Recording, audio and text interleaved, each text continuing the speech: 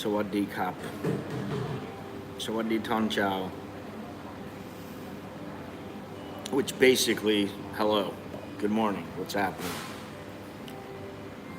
Beautiful day out.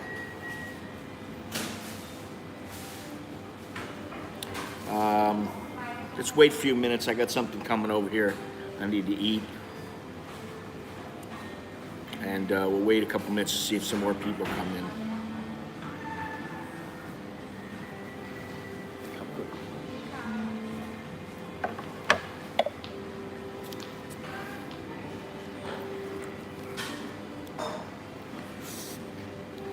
Another lovely day in paradise.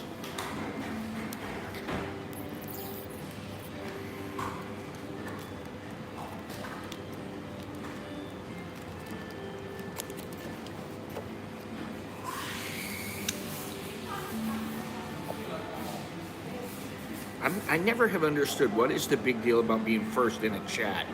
I got there first. I'm always first. I'm number one. Whatever. I hope everybody's doing all right.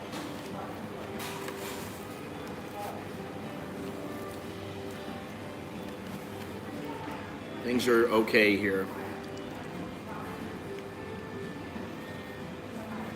Aside from the main topic of the year, of the last year, and no, that topic is not the capital.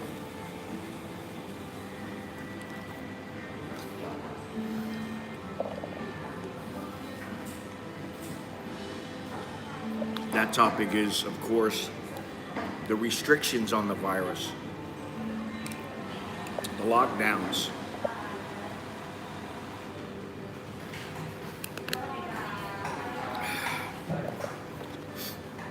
Any buffoon knows that, breaking into the Capitol, breaching security is about the dumbest thing that you can do. Those people are going to suffer. They're going to hunt them down and find them, and they're going to suffer.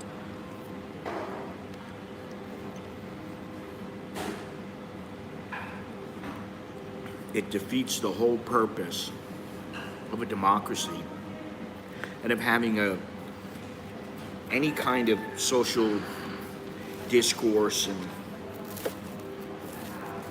and trying to make change. Because if everything was about violence, it'd be who has the biggest gun,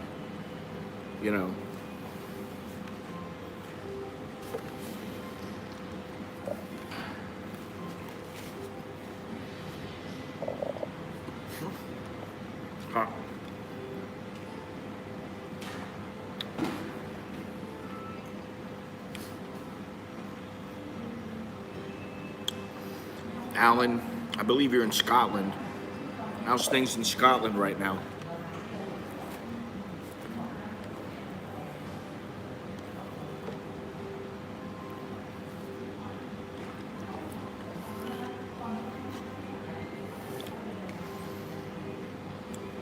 I sure hope so. I think my mother's going tomorrow. I think her appointment is tomorrow. The first shot. I don't know. I guess it's just Ireland. Sorry.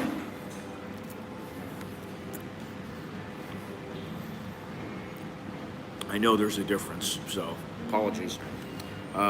There is a guy named Alan that is in Scotland, though. But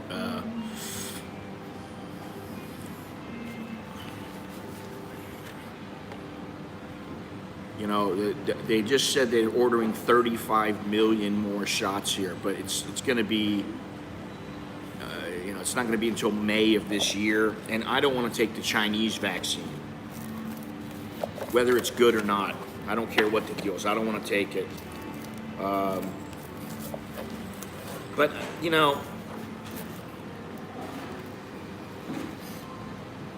there has to be a way out. You have to keep hope, because if you don't, then what are we going to do? We might as well just go, okay, well, our whole race is doomed. We're going to die, and that's the end of it. We might, but I don't think so. Maybe not at this time. Not from this.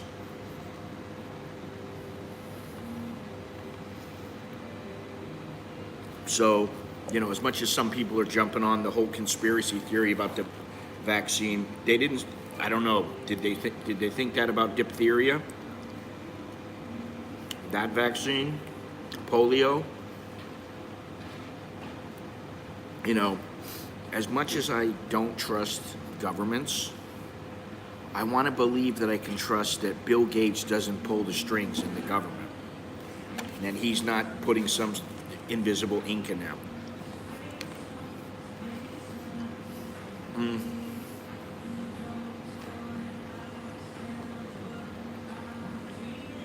Freaking starving, man. Didn't eat much last night. Ate early. And drank too much wine.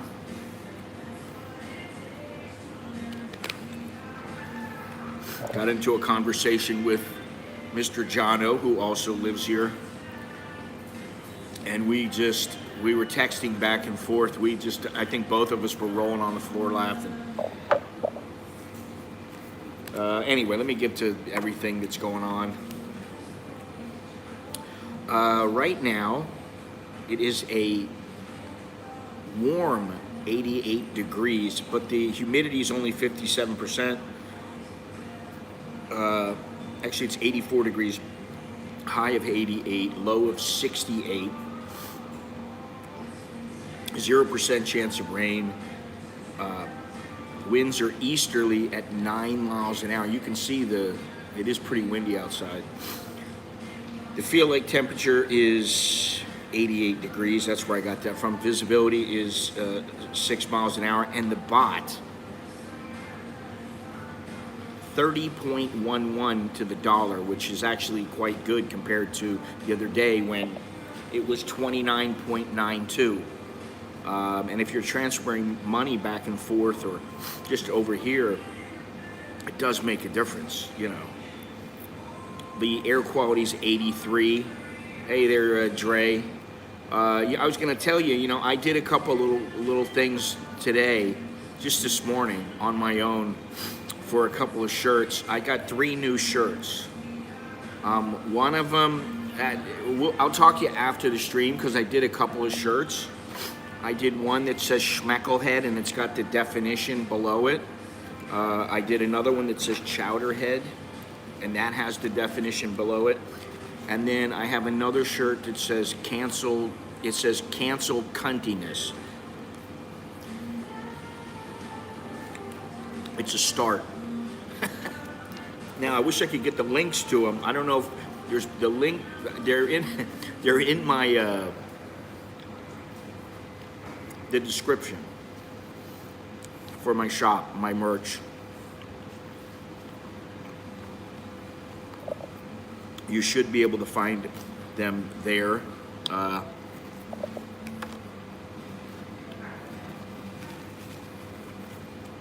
think in the U.S.,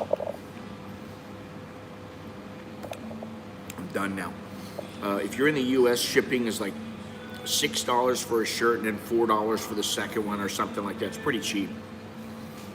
If you're shipping internationally, a little bit more obviously, but that's the way it goes. So I got 3 shirts.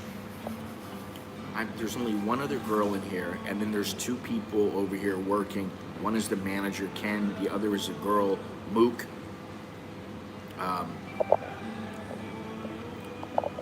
Let's see here. The girl is right over there in the corner where I used to be all the time.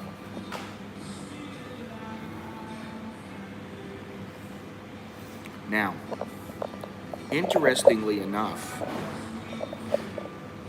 as I was leaving yesterday,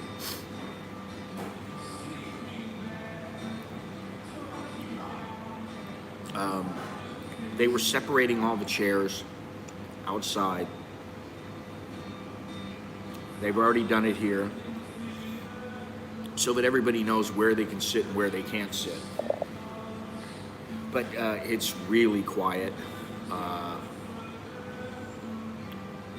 It was quiet last night after I got home. It's eerie. It's about the only way I know how to put it. I do think we're going to get through it, though. And I was thinking about Why am I so upset? Why does it bother me? Well, it bothers me because we're restricted. It's like you're being penalized. You can't do this, you can't do that. But the bottom line is, like, listen, my family and I, we're pretty well off when it comes to, safety, and we got food in the house, and what we can get around here and all that kind of stuff. We're all right. But then I was thinking, what really bothers me so much about it? And it's the hopefully sooner or later. I still retain hope that everything's going to be okay. We're going to be fine. It's going to take some time, but it's not fast enough. I'm impatient. That's what it is. I want things to be back to normal, like now, and they're not going to be. By the way, for those who are interested, you see my eye. I went yesterday and got some medicine for it. I don't know if it's an infection or I got hit with something. I think what it is this. Because when you put it on, it comes up. It goes up sometimes. And get an infection from your mask. So it wouldn't surprise me. It's not a sty. Definitely not a sty. You can usually feel a sty. And actually, I put the medicine in twice last night or yesterday afternoon. And I woke up at like 3 in the morning. I had to take a piss, the old man piss. And my eye felt better. Then I went back to sleep, woke up, and I thought, it's okay. Put a little drops in there, feels fine now. I meant to bring them with me, but I didn't, forgot. So if it doesn't get better in like the next day or two, couple days, then I'll go see the doctor. But I think it could be that, something happened. A blood vessel got popped. I thought I felt something hit my eye. It's not conjunctivitis. When you have conjunctivitis, usually your eye will stay shut. It'll stick. There's mucus. I don't have any of that. So anyway, doesn't really matter. I'll be all right. And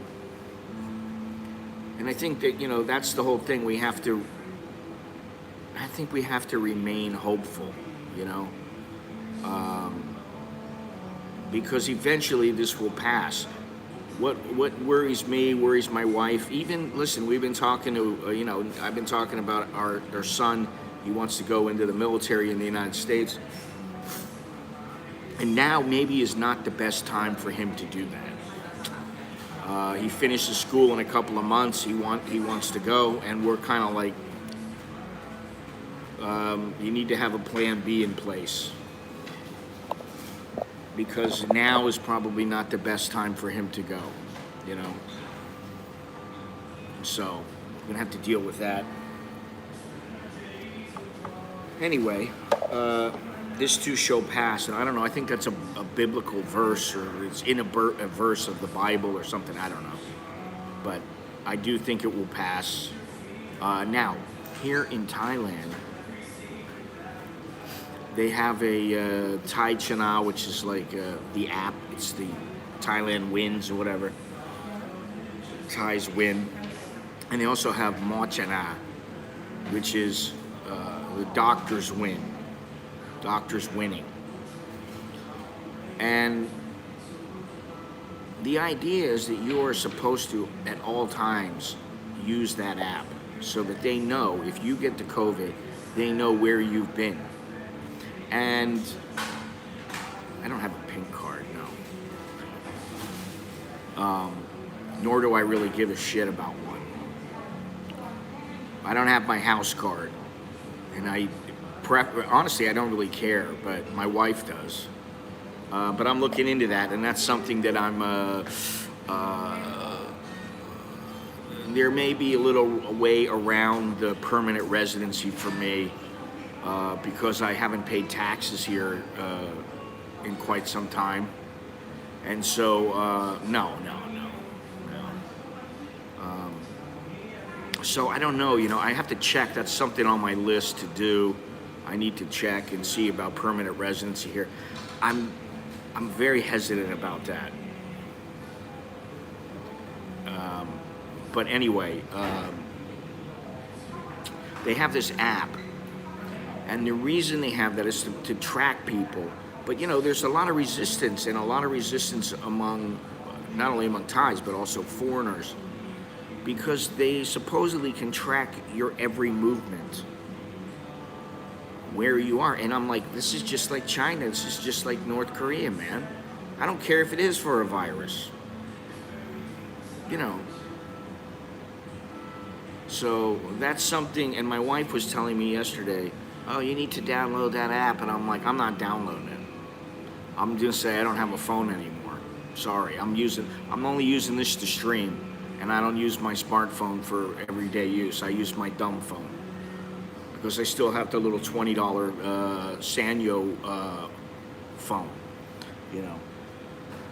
Yeah, okay, they can, I already know that, but that's not what we're talking about, because that's a little more difficult. With this one, it automatically goes, your information automatically goes into a database that tells them exactly where you are, what you're doing, where you were at what time, and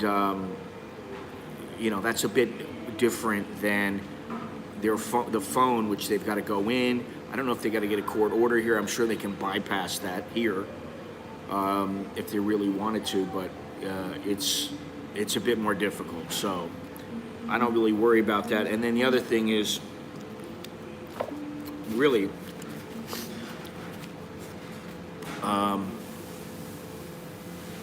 when it comes to the phone, I like it for music. I like it if I want to watch, the UFC or Netflix or something like that. Once in a while I watch YouTube. But the rule is a bit vague. Imagine that. It says that they recommend, they urge you to use the app, and that if you don't, you can run into some problems with the law, and it can cost you like 40,000 baht and blah, blah, blah. But, what about the people who truly don't have a phone? What are they saying, that everybody has a phone now? This is the good reason why I don't want a goddamn phone, just because of this.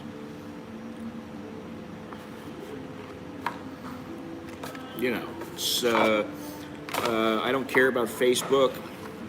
To me, they're a bunch of dogs. Don't care about Twitter. YouTube, don't want anyone to know I was at Krispy Kreme.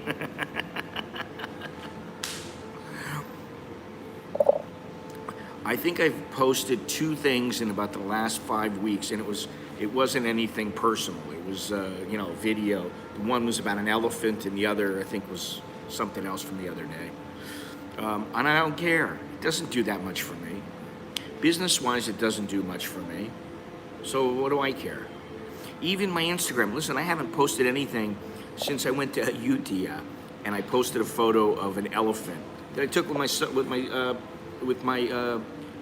my phone, because I didn't want to bring my camera. And I don't, listen, my stuff is already in a couple galleries, or I don't know if in one place if it's up yet, but it's been in galleries. I already have photos. If I want to take photos, I'll go and take photos. I'll put them up on my website. I don't need to put them up on Instagram. I really don't care about Instagram anymore, because when you stop and you get out of that routine and that habit, you see the world is not that much different if you're not using it. The only thing is that some of my friends, that's the way that I contact them, so through social media. So I just have to say, hey, listen, I'm going to give you my email address. Give me yours, and we'll keep in touch that way. I really don't care about it. It just doesn't matter. And so then when you got some government like the Thai government, imagine if, they start doing this in America, people are going to be screaming. I mean, you look at how nuts things are getting over there. Everybody who has half a brain knows you don't storm the Capitol. It's just it's an idiotic thing to do. You're going to lose. You may win the battle, but you're going to lose the war. And I don't care how much you back Trump or whatever. Yeah. Oh, he's indefinitely. Wow. I thought it was I think Twitter was giving him a 12-hour suspension or something like that. They were banning him for 12 hours, and like Instagram was banning him for like 24 hours or something like that. I think it's pretty fucked up if you ask me. I don't think he's instigating riots and stuff like that. Listen, people are going to do whatever the hell they want. This is the thing. We have lost this. Take responsibility for your own actions. Lead yourself. Don't be a follower and follow everybody else. Well, President Trump said everybody storm the White House, and you're going to do it? You fucking idiot. He didn't say that anyway. You know. So, you know, this is another thing. It's a breakdown, I think, in human beings. Whatever happened to, I'm responsible for my actions. You know, I'm responsible for my actions. And I'm, as a human being, I am my own sovereign, you know, nation, if you will.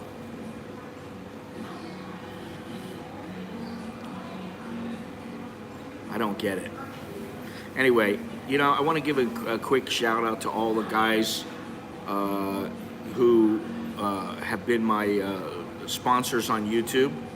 There's, I think there's about, I don't know, a dozen people, something like that. And also to Lee, who was a member. She apparently lost her job. I hope things are going better for you. Excuse me. But I want to give a shout out to all those people because, you know, money is always important. It's always a necessity, almost always a necessity. And especially now, I know money, you know, money's tight for a lot of people. You know, I was talking to Jono yesterday, and I'm saying, hey, you know, I think that this last year is going to take half a dozen years off of people's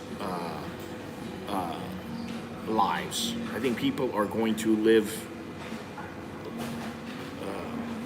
they're going to die sooner because of the stress incurred from what's going on right now. Unfortunately, Gennaro, you've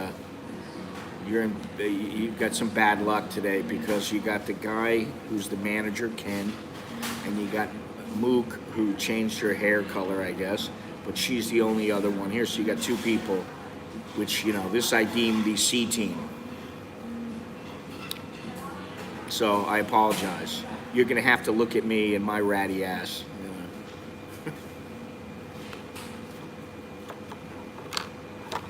Where's that thing at that I have here? Let's see. Ah, here we go. All right, so now, for those of you who watched the stream yesterday, which of course was demonetized like this one will be, because of the two songs that were playing while I was there. The weather is quite nice, not a cloud in the sky. The ambience in that place was, I'm gonna just say it was good because I was the only person in the place. And the staff was so friendly. So I'm gonna give that ambience an 8. The taste of the food, I'm gonna give, I don't like to give an 8 for that because it was good, but it wasn't that good.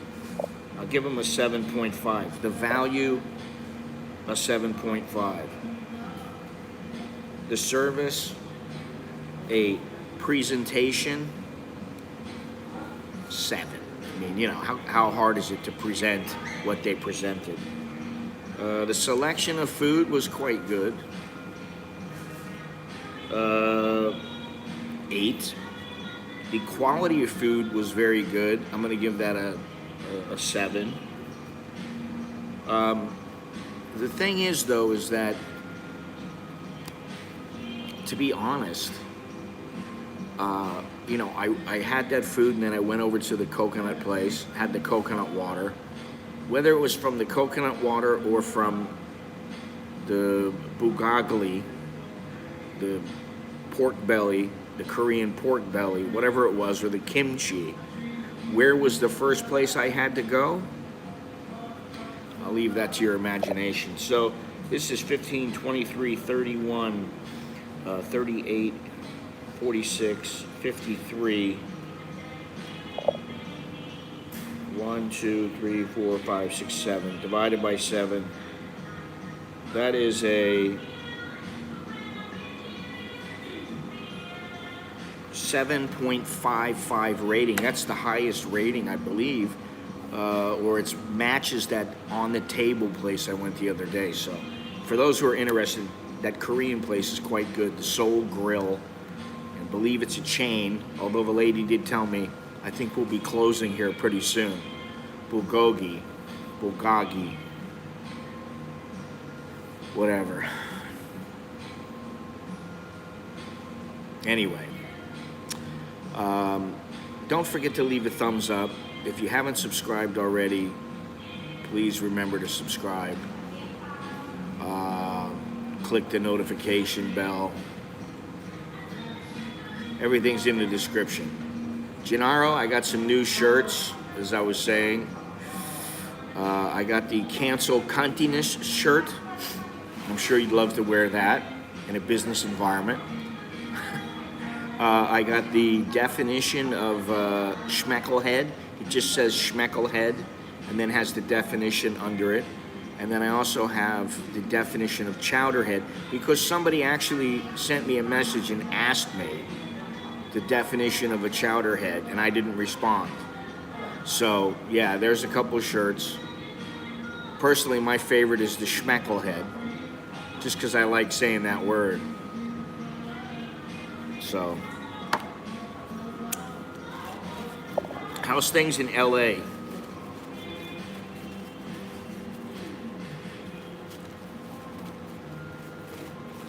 I'm wondering.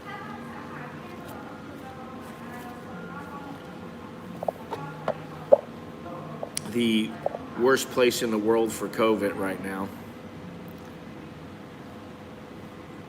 When you move into Texas, you can go hang out with Longhorns.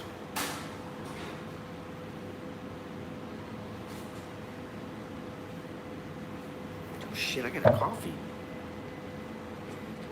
By the way, everything is in paper. No plates, no silverware. Plastic. It's all plastic and paper. And that's supposedly because of the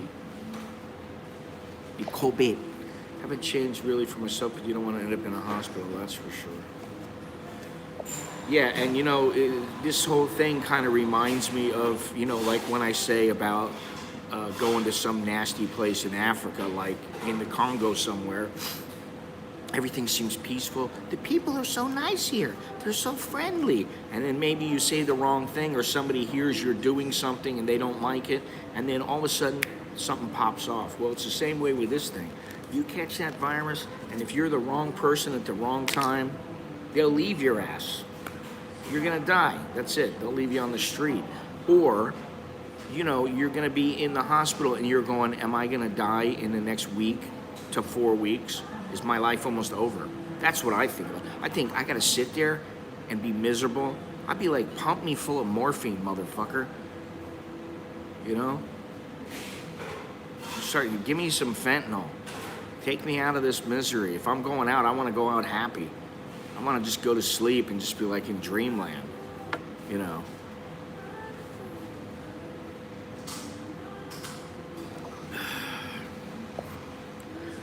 By the way, I did get a message from Beyond Trinity, out of the blue.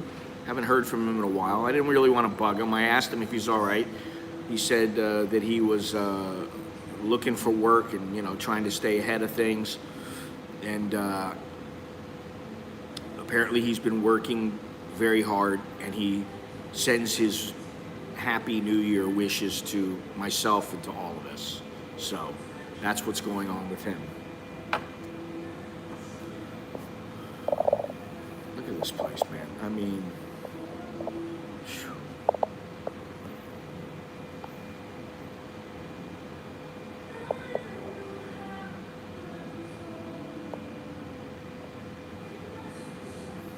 You cannot come in through the door.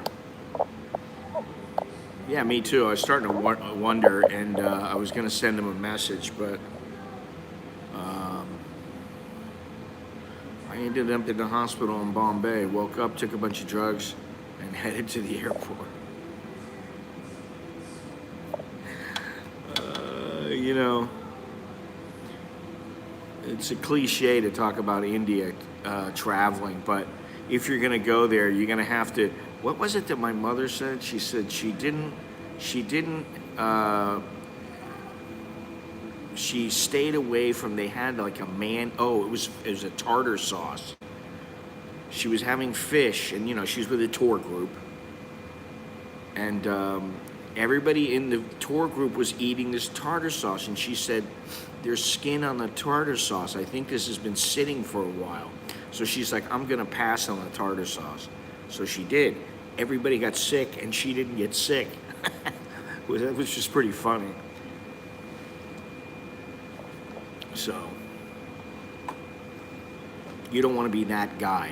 Which is why when they see me in these cameras, if they were to look back, they know I walked in with my mask on. When I ordered with my mask on. I sat down, I took my thing off, I washed my hands now, and I'm not doing it because, well, I am doing it because I don't want to, I don't care if it is just a flu. I mean, really, if it just affects me like that, or I'm asymptomatic or whatever, that's okay too. But there's always that chance, that maybe it catches me, so you got to be safe. And the main reason, because I don't want to be that guy in the news that everybody's talking about. Hey, that dumbass, he got it. I still might, you never know. I don't want to be the guy that, was in the Bangkok Post, an American who's on YouTube. Apparently he spread it to over 4,000 people, and it's like, do I need that kind of aggravation? No. Anyway, I told my wife I gotta get out of Dodge, but my kids are in school. They're on online schooling, and so if we were to go anywhere, you'll get a bunch of fun. Listen. I don't, it's nice to have the subscribers and everything. Yeah, it's wonderful. I appreciate that. But, and I know to some people it might sound strange and they might not believe me, but, even though lately I've been streaming all the time. The reason I've been streaming all the time, and it's been easier for me, first of all, it's because I've been making money in my streams. And when I'm making money, I get a little more motivated. If I'm not making any money, I'm not motivated. So remember that, please. That's why I got memberships and shirts and all that other kind of stuff. But also because AIS has a lot of specials on the 4G service. And so I take advantage of it. I mean, I've got, damn it. I've got something like, 45 gigabytes of bandwidth, and it's about 1.2 gigabytes per hour for the next couple of weeks. So, and it doesn't cost all that much. So, it's like they give you triple the amount for the same price. So that's another reason why I've been streaming it, because, the bandwidth adds up. That shit adds up. You keep paying that stuff. But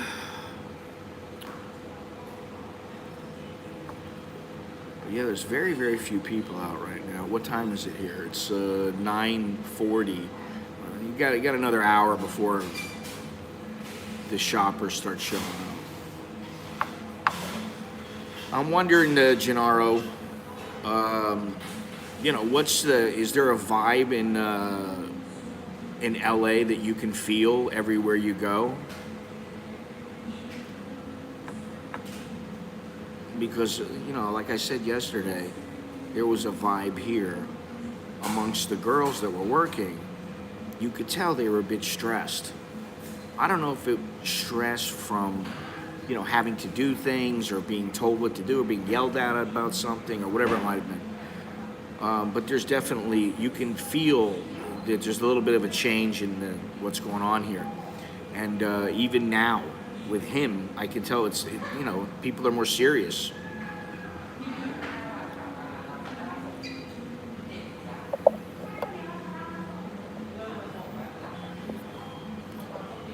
"1:40 p.m. here."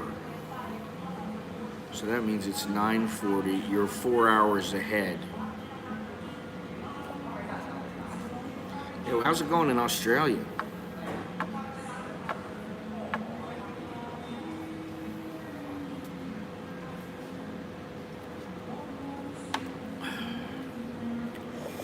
Let's just hope that like I said, the best is yet to come. The worst is past us. We get the jab, a couple of jabs, and all of a sudden you start seeing things are better. I don't feel the kind of vibe that you described in Bangkok. Really? Is that just because you go straight to work and come straight home, or what is it? Because when I walk around, and you guys have seen some of this, or when I go to like other cities or to Chatuchak or places like that, you see places that are shut down. You hear from people that are shut down, or they're slowing down. Just like I said yesterday, the lady told me yesterday, I think this place is going to close soon. Felt bad for her.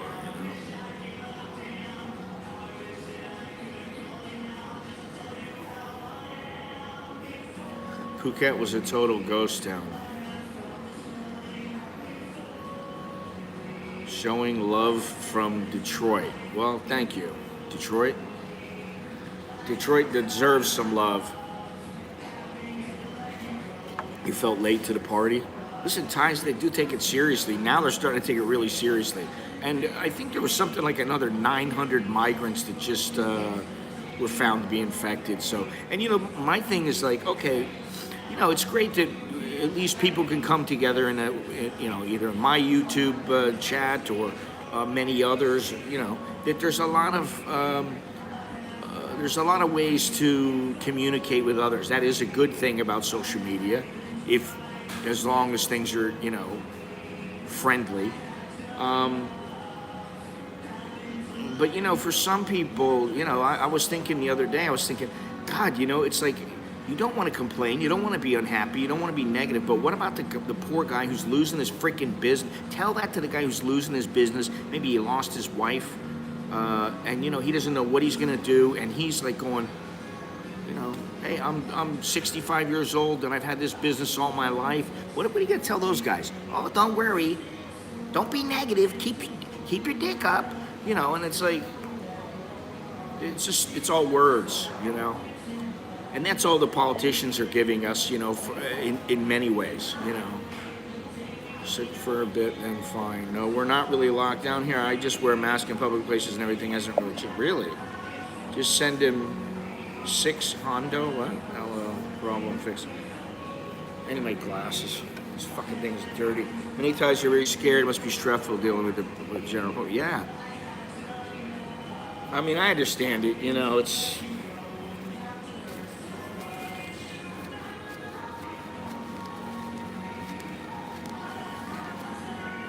I have family that's involved in the medical field. And, I know what they tell me. And, you can say, oh, it's all a bunch of bullshit, it's not real, it's whatever. Yeah, say that to the people who are laid up right now on ventilators or who are, who have already died, I know that.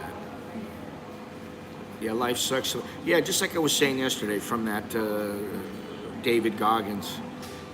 Sometimes life sucks. Sometimes somebody will die that sometimes you'll get hit with something totally unexpected.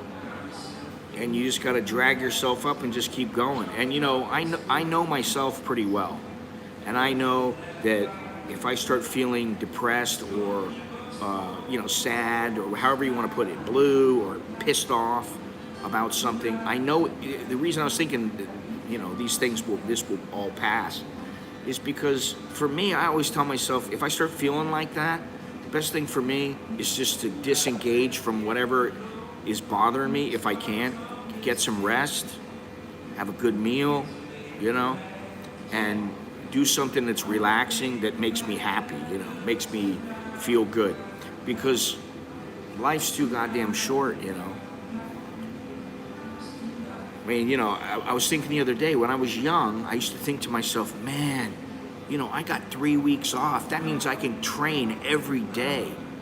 I'll be like in the gym every goddamn day training, because I was like, and now, I mean, it's a little different for me now because I don't have that same motivation. But, there are other things you can do. One thing I told myself the other day, when I saw that video by David Goggins, I thought, you know what, I gotta buy his book. I might as well read it. I got plenty of time to read. Why can't you read right now? Read a book. Make that one of your goals, So, there is a lot you can do. And, while I don't particularly want to travel around, and I did contemplate it today,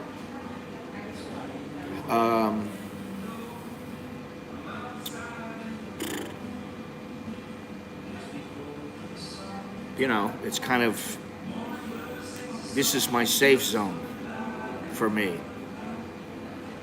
My little area, and like I said the other day, like my wife was saying, say what you will about when you want to travel, but really, for like somebody like me and her, where we like being at home, we like our house, we like what we've got set up, be it what it may, there's no place like home,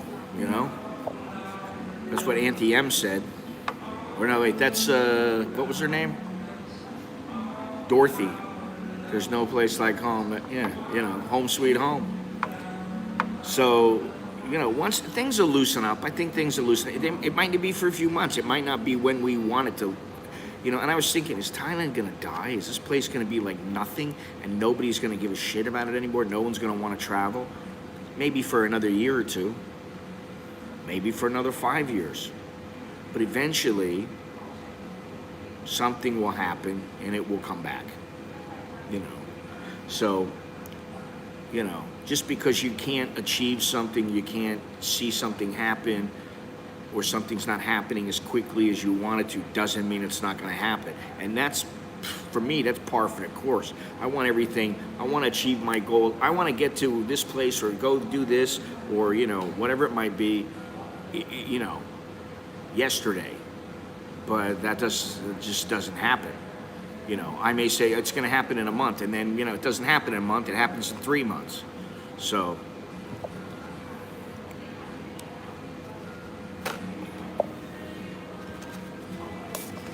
all right, and here's my name in Thai for everybody who, right here. And while I can write a little bit in Thai, writing my name was the first thing I learned how to do. Sign my name.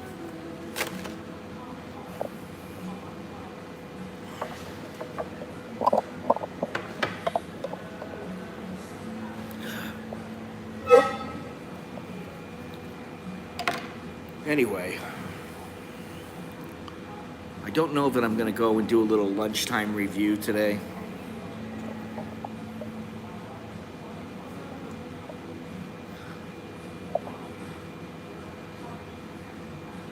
This chick's like, she's like my wife.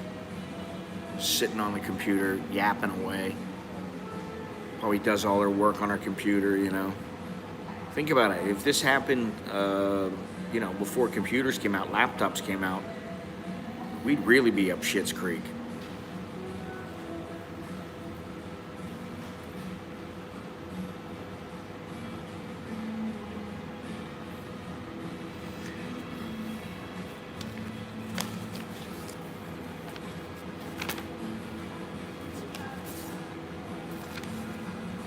Now,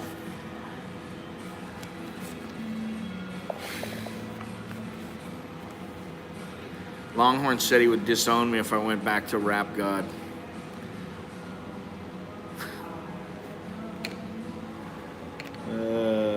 Fucking Rap God. I can't eat that shit. I've been eating like shit for lunch, and it's basically for you guys. I don't want to eat at these places. I mean, you know, to be honest, I should, like, you know, go home and say, welcome to my kitchen. This is what I'm cooking today, and it's very healthy. And it's filling, or some, you know, something like that. Jono's the big cook, not me. He's the guy who can cook here. Listen, I got a letter. Now my stomach can handle pretty much anything. Although my wife says it can't handle peanut butter, which she still thinks to this day that's why my stomach, my gallbladder got infected. And I'm like, will you shut up about the peanut butter? She doesn't know that before I was sneaking little peanut butter and jelly sandwiches here and there. God. Gennaro, thank you for that idea of doing the, I don't know if it was your idea or not, but I am going to do an audio book. I have a little story. I'm just going to have to put it together. It'll take a little bit of time, but it's a little bit easier than sitting down writing a full book like I'm trying to do. But, you know, I talked it over with Jono as well yesterday. He thought it was, we were rolling on the floor laughing. We were going back and forth. I couldn't stop laughing last night. It was so funny, some of the shit that was going on. Anyway, I got a letter. I'll do it here. I do have a letter. And this guy has sent me messages, I don't know how many times, a couple times. And, you know, I don't always respond because, quite frankly, if I don't know you and, you know, you're sending me something and I don't really care about it, I won't respond. Okay, there's my answer. You know, no response is a response. So I haven't responded to this guy, but he did send me a message the other day, giving me some suggestions, and it started out pretty good, but then, you know, we start getting into conspiracy shit, and I just can't handle it. I can't handle all the, you know, conspiracy theories, the world is flat, and all this other bullshit. You know what it is? I don't know. Maybe they're right. Maybe some of them are right. Maybe the world really is flat. But quite frankly, I don't give a fuck. If it is, what does it matter to me? Do you think I care and I want to be the guy who said, I proved it. I proved that the world is flat. I don't give a shit. It doesn't matter to me. So if the world is flat, you know, I just got to make sure that I can't fall off the edge. But I haven't fallen off yet, so I'm not really worried about it. You know what I'm saying? So that's how I think about conspiracies. My wife tries to tell me about ghosts and all this other kind of shit. And, you know, I don't care. I tell her I don't want to watch any movies about ghosts. My kid always wants to watch, you know, supernatural stuff. And I'm like, listen, I don't believe in any of that bullshit. I'm like, so I'm not watching it. I won't watch it anymore. I'm just like, I don't believe it. How come it's never happened to me? It's never been in my house. I've never seen anybody. None of my buddies have gone, oh yeah, man, this ghost came in and whacked up my wife, and now my wife's gone. I never heard any of that shit. Anyway, let me get into this here. Yeah, I was talking to Elvis too. But you know, I was high as fuck when I saw him. That was about 40 years ago. I think I dropped some mushrooms or something. I was dreaming and I was banging Priscilla or something. I don't know. Anyway, let me read this. He says, Happy New Year. On some videos, you were asking suggestions from the audience, and I think some of the temple tours you've done were very interesting, like the Blue Temple, and it would be interesting, if possible, to see interesting temples like Dhammakaya Temple is one of the many people would be interested in seeing, etc. Okay. 5 or 6 years ago, Trump had an interview where he was talking about seeing Bigfoot. Okay, well, good for him. What do you want me to say about it? What do you think I'm gonna do? I don't give a fuck. If you think you saw him, okay. Next time I see Mr. Trump, Donnie, I'll say, Donnie, listen, can you bring over Bigfoot? I want to check out and see if he's real, or if it's some guy in a fucking suit. That's how I think about it. You know, what is it? How is it affecting me right now? It's not affecting anything. See, that's the thing. That's the thing about the virus. This shit affects everybody. You know, some guy, farting over in the corner doesn't affect me. I don't care if he farted. Doesn't bother me. Now, if he farts right next to me, that's a different story. It affects me. The Dhammakaya Temple. It's on the outskirts of Bangkok. I don't remember exactly where, but it is a temple with the largest number of Buddhists, I believe, the largest Buddhist sect in all of Thailand or all the world or something. I don't remember. But I saw a documentary about it, and basically, there are allegations that some of the people involved with the temple are, it's kind of like a, what do you call those guys? Not the preachers, but, the TV evangelists. It's something along those lines where there are allegations of people giving all their money to this organization, this temple, and supposedly they're supposed to get something back for it, like, I don't know, enlightenment, spirituality, whatever, and it doesn't always happen. So there are some, there's always going to be that kind of thing when you're talking about religion, but it is a huge temple. Now the thing is that, quite frankly, I'm not into religion. I don't give a fuck about religion. And while I don't have anything against religion, as long as people don't try to force it on me, and I would like to photograph that place, I really don't want to get involved with any of the people. I don't want to go on a tour and stream from in there and all that kind of. I don't want to do it. So thank you for the suggestion, but that shit ain't gonna happen. If I go, I'm going with a still camera, and maybe I'll shoot a little video in there or whatever, but I'm not gonna go in there and do some kind of stream. Also, I think this might be important info for everyone by Dr. Rainer Fuelnich, explaining the court case and PCR tests. And then he gives me a link to this brand new tube, which I'll put in the description later.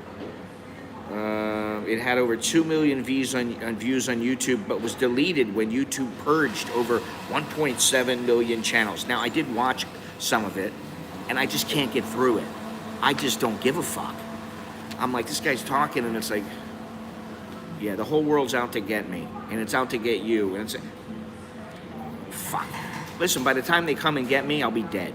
All right, really. By the time they get to me, I'm that important. I'm last in line, so I don't give a shit.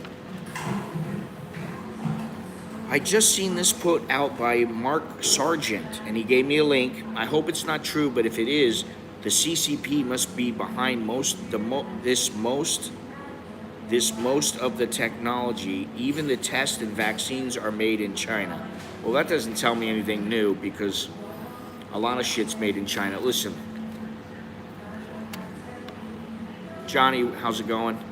I got these headphones. Now, I looked for a few things here. They've turned out to be very good so far. Long battery life, which is important, because the last ones I got were pieces of shit. I looked through about 25 of these goddamn things. Every single one of them was made in China. I was like, so basically go to Apple, which is probably made in China, or use one of these. So obviously China is behind a lot of things. Just don't expect me to speak Chinese, because I don't want to. It's difficult to believe any of the above could be true, though, as you never hear about any of this on mainstream media. But when you listen to mainstream media nowadays, it sounds more like propaganda than any real journalism. I think it depends on what they're talking about. But okay, I understand. Yeah, I did get it, and I put it in. It's been in 3 times now. My eye feels better, but I don't know that it is better. If it doesn't get better in a couple of days, I will go to the doctor. Or if it still starts feeling worse, I'll go to the doctor. It's right down the street from my house, so I just don't want to go. I fucking hate going to that hospital because they're the only one. I could go to Ramkhameng Hospital and I have to check again, but they didn't used to have an ophthalmologist. They're not going to I'm not going to go into some general practitioner. Oh, look at your eye. They're going to send me to a specialist. So they got to have an ophthalmologist. Ramkhameng doesn't have one. I don't know about Lad Prao. I need to double check on Ramkhameng now because the last time I looked was a while ago. I know that Waitani has one.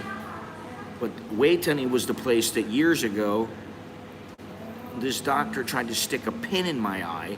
And then I went to Bumrungrad because I was like, fuck this, I'm not having them stick a pin in my eye. I went to Bumrungrad and they gave me some medicine and my eye cleared up in a matter of 24 hours. So I need to take this medicine a few more times and then I'll see what happens. God damn it. Let me go on here.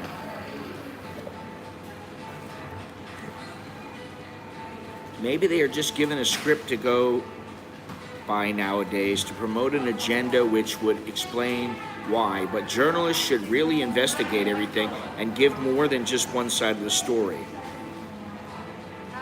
Okay.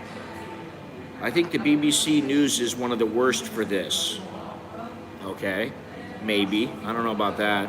It did not take me long to find the attached document by the World Bank, for example, created back in April, outlining that they are planning COVID-19 to continue for at least 5 years with on and off lockdowns, etc. And real journalists should really be talking about and investigating into all this stuff, who really controls all these big organizations like World Bank, the WHO, and if the CCP is involved or has connections in them as well. Okay, first thing, you know, you're like preaching to the choir. We know all this is going on, but do you really think I want to get involved in any of that bullshit? Listen, I barely want to get out of bed sometimes. You're talking to the wrong guy. Get some young kid who's, you know, looking to make a name for himself. I don't give a shit, you know, honestly, because I know I'll be lucky. I got 20 years left, 25 years. If I have that long left, great. I might only have another 2 days left, or I might have 5 years left. I don't know. But do you think I want to spend it on this shit? No. I spend it on my kids, spend it on my old lady, you know. Spend it on things I want to do, things I want to see, places I want to go, assuming it's safe or semi-safe. But, you know, do I really want to get involved in the CCP? What am I going to do? An expose? Nobody gives a shit. That's the thing. They don't give a shit in the United States. Why am I going to give a shit? I mean, I may care, but what am I going to do? I'm going to write a fantastic piece that goes in Time magazine. All the world's going to see it, and everybody's going to hate the Chinese, and they're going to stop everything that's going on there. No, it's not going to happen. So that's how I look at it. I hate to sound, you know, like a fatalist, but, you know, what the fuck am I going to do? Yeah, and you know, see, here's the thing. We can spend all day trying to figure out if the world is flat, if the earth is flat. We can spend all day trying to think, is China going to take us over right now? In the meantime, if I'm doing that, I'm spending my time. Time is precious, man. The seconds are ticking down. Your life will be over before you know it. You know, you only have so many seconds in your life. And once that clock stops ticking, then what? So you might as well use it for something you want to do. And let me tell you something. The CCP, I want to get the fucking as far away as possible. I was telling my wife, I was telling my family, don't fucking eat Chinese food anymore. I've told you guys this. I don't want to even eat Chinese food anymore. I don't want to acknowledge them. You know, yeah, some of their food tastes good, you know, fucking egg foo young and stuff. I'll miss that. But you know what? I'll replace it with something else. So in other words, if you really don't give a shit about something, why are you going to spend all your time on it? Let me see here. The CCP, here's another insightful statement. The CCP seems to have infiltrated a lot of organizations, according to recent news I read from the USA. Hope this info is of interest. Cheers. Well, I appreciate you writing me. I appreciate your suggestions.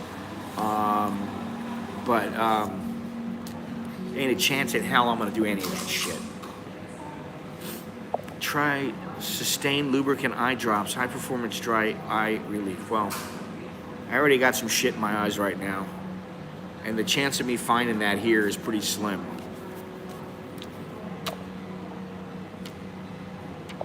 Or I would have already found it probably, because I do usually have drops for my eyes. But listen, I mean, you know, this could be a number of things. If it's an infection of any kind, I have medicine for a viral infection and a bacterial infection. I already have the medicine. It's already going in my eye.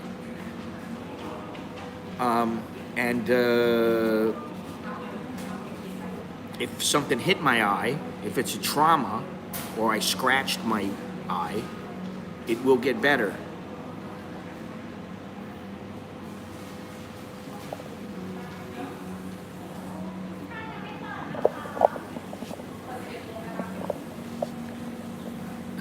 Everybody wants to go in. Why can't I go in yet? Because they're not open. They don't open for another hour. This guy just fucking, look at this. He just fucking stands here. Oops.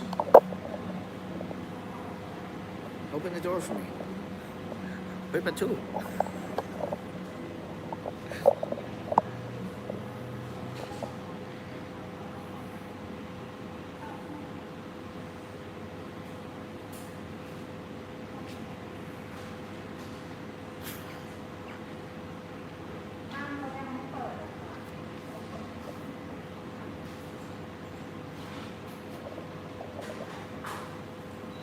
Oh, man.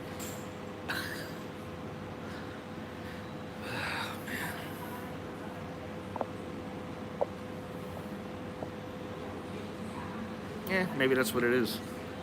I don't know. But I got the medicine already, so, you know. It doesn't hurt. You know, it just looks like shit. And I make it a point of showing my wife every chance I can. Look at my eye. And she's like, ugh, don't do that. I can't, freaks out. Anytime you see blood, they freak out. I'm like, what are you freaking out? It's nothing. It's a little, it's you know, it's one of a couple of things. It's a viral infection, bacterial infection, trauma. You stay for the chowderheads. Listen, speaking of chowderheads, if you go to my my shop, the merch shop, I now have a shirt that says Chowderhead and has the definition beneath it. And I also have another shirt. It's in multiple colors and sizes, of course. I'm still working on them. I have another one that says Schmecklehead and has the definition underneath it. And I have another one that says Cancel Cuntiness, which is my own personal favorite. You didn't say the wrong thing when you were sleeping, huh? I don't know.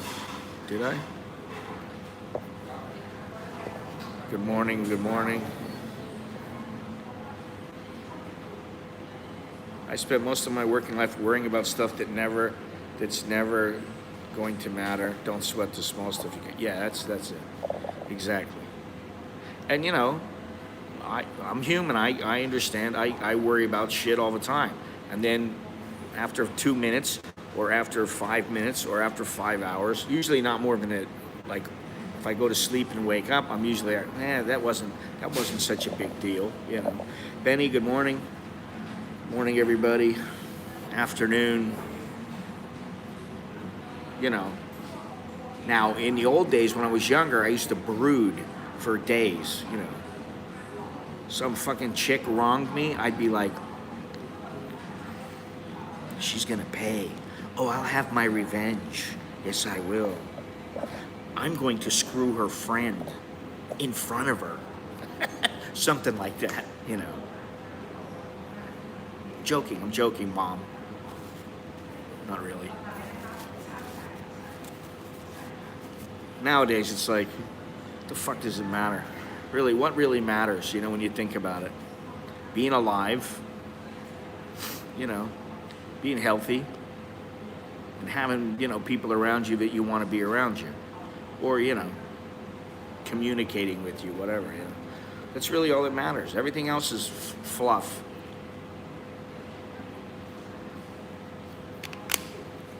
I never went that far. I had more respect than that. Maybe under the bed, but not on it.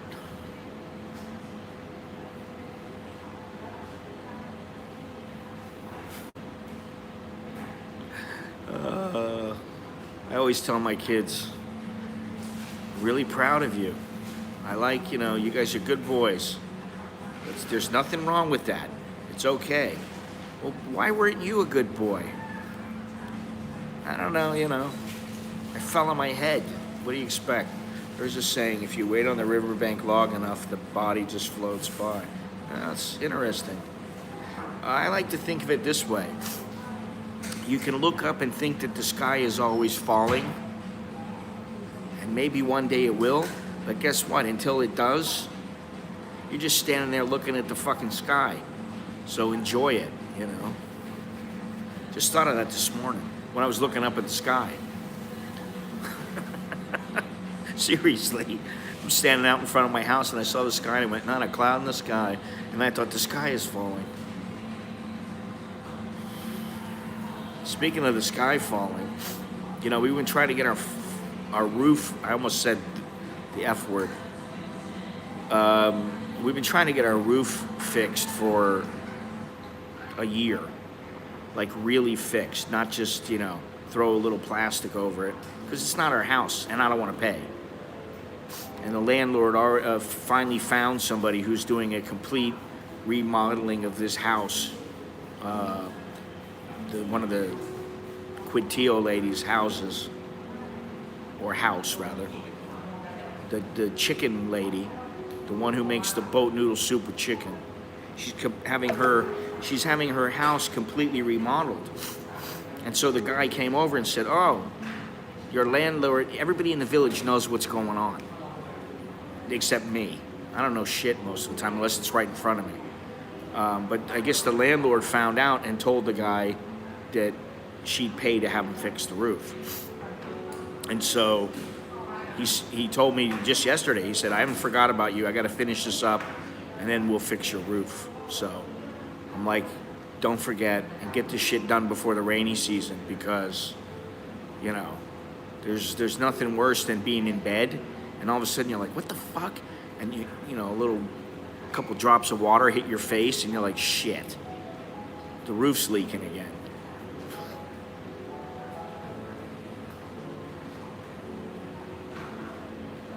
Anyway, it's so peaceful today. It's hard to be, you know, it's hard to be upset about anything when it's so peaceful. It's so nice out. It's such a beautiful day. Might have to take a little boat ride, you know? What time is it here? An hour and 12 minutes. I don't know. I think most people here have seen me go on a boat ride before, just to take a little trip down the way.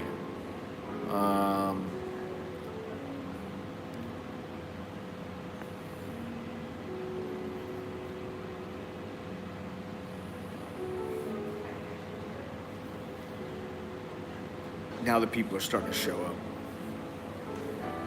A lot more people. Anyway. Benny, what's going on with you? You know, Benny, I never asked you, where are you?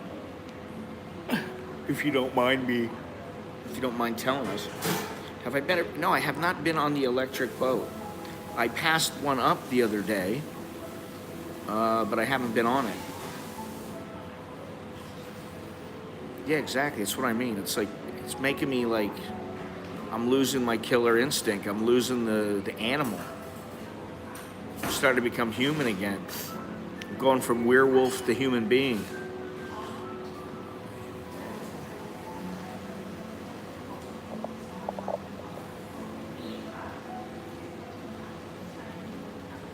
Very, very peaceful.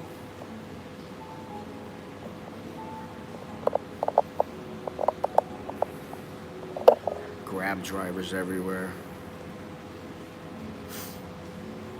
Yeah, I'm probably gonna have to go to a doctor, man. This fucking thing. You know, it doesn't hurt, but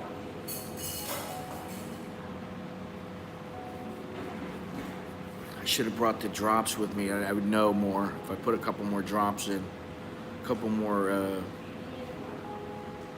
doses. Could, you know what it could be? It could be from like food from the rap god. The particles from the food when she was using the blowtorch went into my eye, and now my eye is infected. So I'm gonna blame it on the rap god.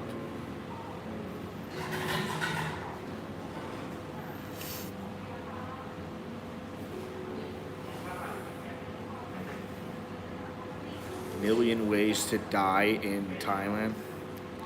Well, thank you. I'll keep safe. But somehow I think if I'm going to die, it's going to be because of my own stupidity. At this point. You never know, but where there's blame, there's a claim. Ugh, you sound like a lawyer. I almost feel bad for that place because I'm like, I've only seen, in like 5 times that I've been there, I've seen one customer besides myself. That's it. I've only seen one customer. Poor Lily Munster, or whatever the hell her name is. She'll be out of a job pretty soon. That's another thing people forget, you know. I saw somebody, you know, on some video, I don't know, a couple weeks ago, that was talking about how, you know, stop overdoing it. Everything's gonna be fine. And I'm like, yeah, it's gonna be fine. But, you know, tell that to the people who already lost their job. They got no fucking money coming in. They got a family to feed. And, you know, they've got a mortgage to pay. And they got shit going on. You know, and then I see these guys going, I don't feel bad for those people. Really? Okay. I do. You know. It's just like the guy that's begging on the street. Don't ever think that can't be you. Because you know what? What was that movie? Trading Places or something like that? Where the guy was really rich and then, you know, I don't know if he lost his job or he lost everything. They took everything away from it and he became the guy in the street. I think it was Trading Places. Is my wife's job secure? Well, anything that has to do with the tourism industry isn't real secure. But, you know, she's in a good place as far as, you know, where she is in the company and everything. So, but, you know, she loses her job. She loses her job. I mean, it's the way it goes, you know. I don't want her to, and she doesn't want it to happen. But if it does happen, then, you know, you got to move on from there, you know. We'll be all right. I think that was the movie. I thought they were coming out with that again or something. Or that might have been another. It was Coming to America, which I don't remember that one. It wasn't one of my favorites, though. I like that Trading Places. But I always think that when I go by. That's why when I go to Klong Doi, you know, I kind of feel for the people because I'm like, hey, you know, this could happen to anybody. And then you're stuck. And, you know, my thing is, what if we are stuck for 20 years? What are people going to do? What are the governments going to do? What would they do? You know, think about that. Okay, I don't think that's going to happen. That's a bit far-fetched. But, you know, to think that we won't get through this and every place in the world is going to start shutting down and all that kind of shit. But, you know, what if it goes on for 10 years, 15 years? How are the governments going to be able to help the people? They're not. They already have a hard time. You know, they're basically printing up fake money. So, you know, that's why I'm like, listen, last night, I was, you know, I had my little, I was texting back and forth to John, and we were talking about all kinds of stuff, and I was laughing my ass off, but, you know, it was like, let me get a little wine. I had a nice glass of wine, I'm sitting there, relaxing, I'm laughing, had another glass of wine, you know, and then I'm like, hey, you know what? If it's your time, it's your time. You don't put your body in the mouth of a great white shark. You don't go swimming right next to the thing when it's hungry. But you know, if you're out in the ocean and you want to go swimming, there is the chance maybe you'll get hit. And if you get hit, you get hit. You know, you don't want to, you know.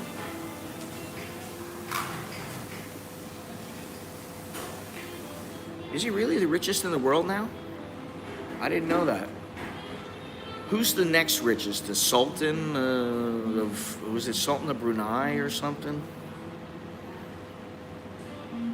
Or is it Dr. Evil? I think it's Dr. Evil. Of course, he's got $1 million. He is not. Amazon is number one. You mean Bezos? No, you can't stop living, but I mean, you know, hey, if something it's going to happen, it's going to happen. You know. That's why you just keep on keeping on, you know. Joe Dirt wisdom for you. Hang on one second. Phone is charging. Everything's good.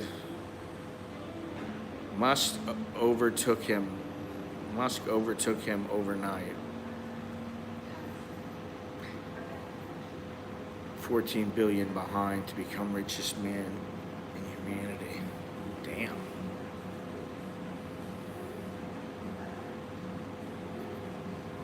If not publicly known as the richest top 10 those parents could be names. Listen. Sometimes I think to myself, what would I do if I was in their position? The last thing I want to do is be well known. See, that's the difference between some people and some of these people. I think Bill Gates loves being well known. I think Jeff Bezos loves being known as the guy from Amazon and the richest guy. I think the same with Elon Musk. I never gave a shit about that. I don't care about,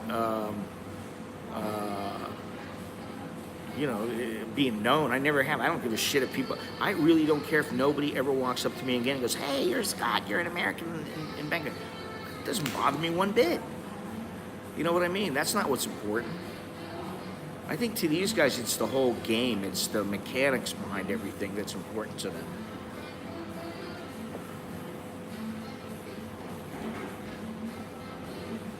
Anonymously wealthy. Listen, I don't even have to be wealthy. I just need to be well off. I'm not at that point yet. Give me another 5-10 years, then maybe I'll be a little closer, or I'll be in the middle of it. I don't know. We'll see. But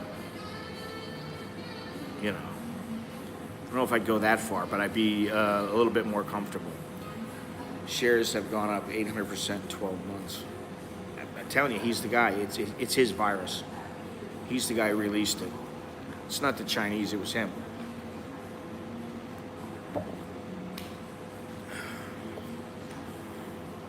Yeah, but you know what? At least Musk's he smokes weed. You can probably reason with him. Just give him a big fatty, sit down and have a conversation with him. You know? Speaking of smoking fatties, I'm wondering if Mike Tyson and Roy Jones, after their fight, they went out and smoked a bunch of big fat doobies.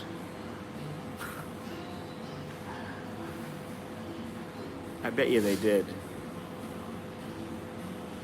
Other things is his ability to use others' money. Well, you know, there is something to be said about that. And here we are talking about him. You know, I bet most of us haven't got a freaking clue what he has to go through every day in lieu of having that money. You know, I live in Israel. Oh, okay. If you want to ask me more questions about myself, send me a comment. Okay, all right. Just wondering. Haven't had a fatty for a while. Yeah. There's an arrangement with the U.S. government. Well,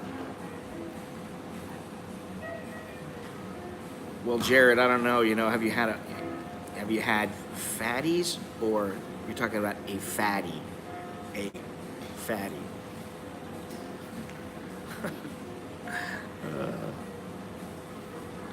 Listen, there's a photographer out there. I like the guy. He's a New Yorker. And his whole logo is like this from smoking, because he smokes weed. It's like this.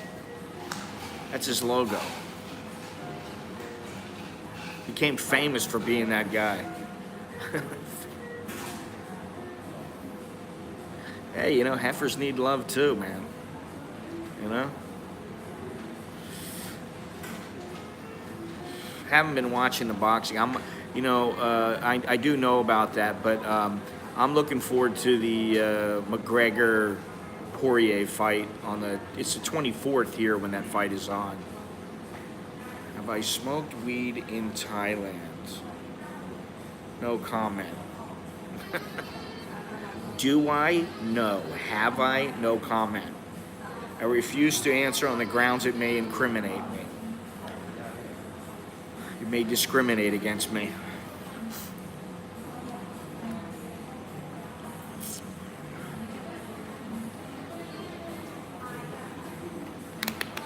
Shit, you called out the coconut girl and she fucking didn't respond. How do you expect Khabib to respond?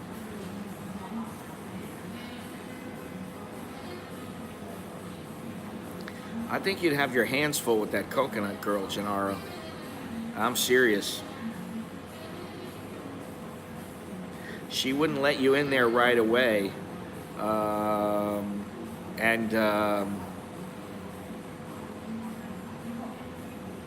If you got in there,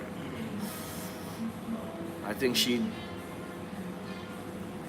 make sure that you wanted the whole coconut. Where can you get a good fatty in Bangkok? Asking for a friend. Times, date, and fact have been changed to predict. If Snoop Dogg can smoke weed, you can get it with smoking weed in time. Okay, well then you've answered your own question. Where? Listen, I don't know. You know, if you were here,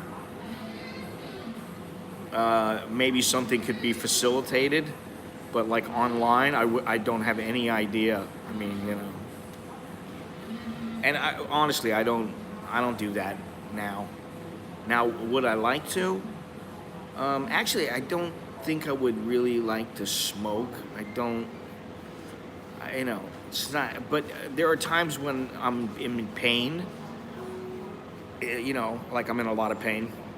I wake up in the morning and I'm having a hard time getting out of bed, and I'm like, my arthritis is acting up and I feel like shit. And I feel like, damn, I'd like a nice big fat brownie with a fatty in it, you know? Give me one of them espresso brownies with a fatty in it. You know, some edibles. I bet those rap gods would taste good after a fatty. I don't think so. I don't think anything's gonna make it taste good. What is this here? I wouldn't ask a taxi driver. Fuck that, I wouldn't trust him. So I wouldn't trust him as far as I could spit. I am over McGregor. Listen, it's not about being over. All I really care about is his skill set. That's all I care about. And same with Poirier. I mean, Poirier, seems like a nice guy, but he can fight, and he's a different fighter than before. So I want to see, McGregor. What's he been doing? Can he do anything?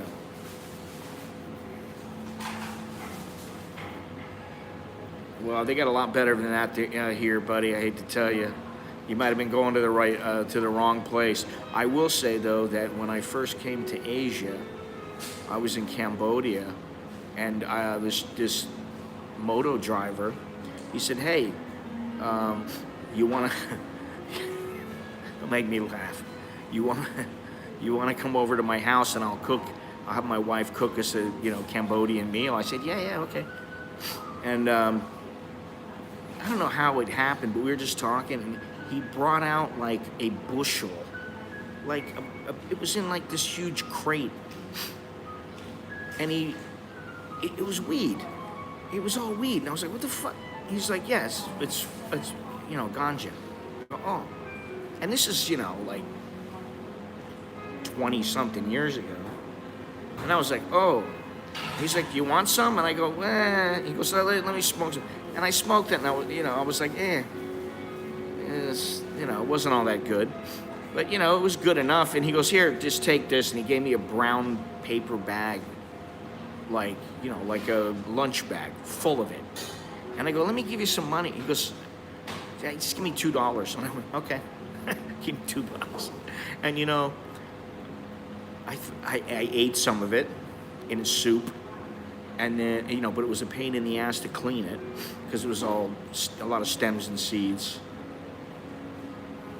No stems, no seeds that you don't need. Colombian, what is it? Cambodian gold is badass weed. They used to put it on the weed. They used to put it on the pizza. The weed on the pizza. They still do, but I'm just not into it. It doesn't do anything. Listen, I live my life pretty clean now, aside from a little wine or a beer or some tequila once in a while.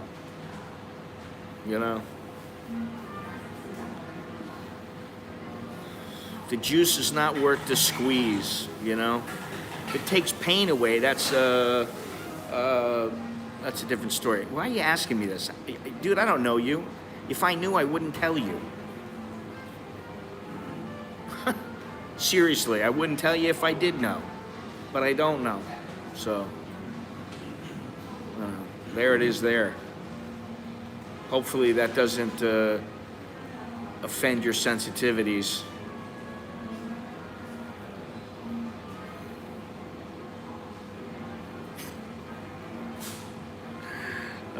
Cancel cuntiness. The shirt's available right now. Cancel cuntiness. And I am going to make another one that says, don't be a cunt. Yeah, go find the nearest guy in a brown uniform. As long as there's like 2 or 3 of them standing around, just ask him. Exactly. Oh my God.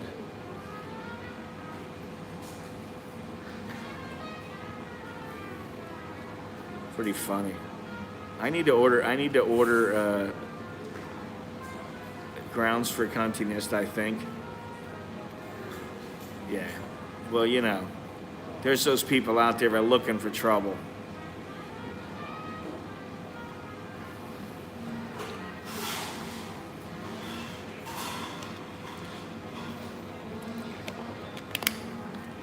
Anyway, that was my letter. A little while ago, but I finished. Oh, shit. And I have another one from somebody, but I don't want to read it here because I need to do a little research. There should be a law against it, what, weed, or against cuntiness?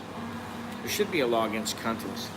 Damn it, that's the other one that I wanted to make. What was it? God damn it. What's it called? Oh man, don't talk about that, Gennaro. Listen, I'll tell you what. I mean,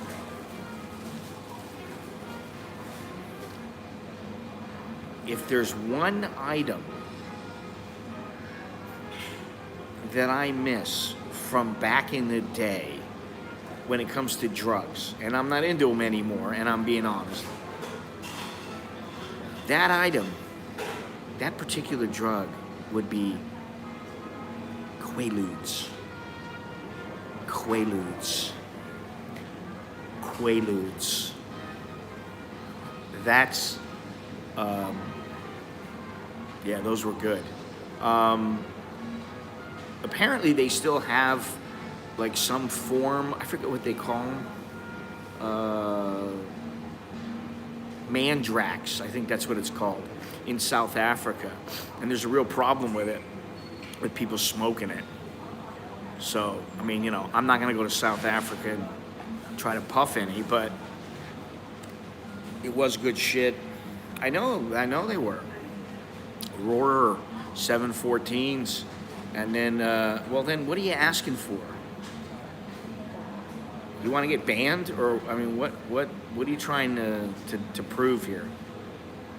I mean, you think, oh, hey, I tell you, you go visit my friend Freddie, man. Freddie's got the good shit, buddy. I mean, what do you expect me to say?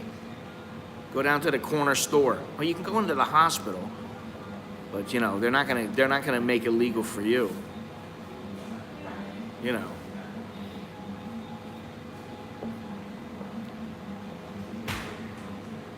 You're dating yourself before my time.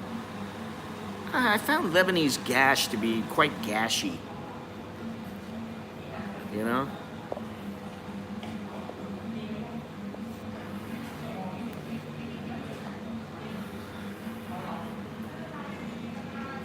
Dave's not here.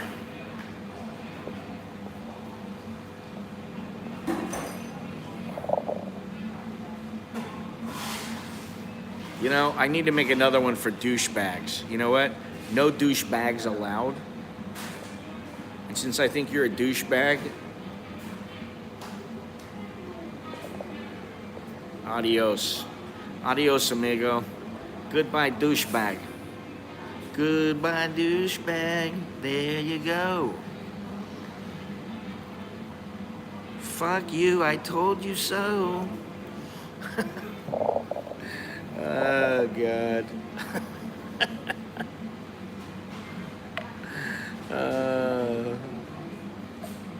I'm a poet and I didn't even know it. Listen, you know, it's one thing, you know, if the guy comes in and he just asks one stupid question, but you know, when he's just being a douchebag, he wasn't really being cunty, he was just being a douchebag. There is a difference. Every time that I think of these weasels, I always think of some little scrawny little guy sitting there laughing, like thinking it's so funny. Where you going, honey? Sorry, not open. Not open yet.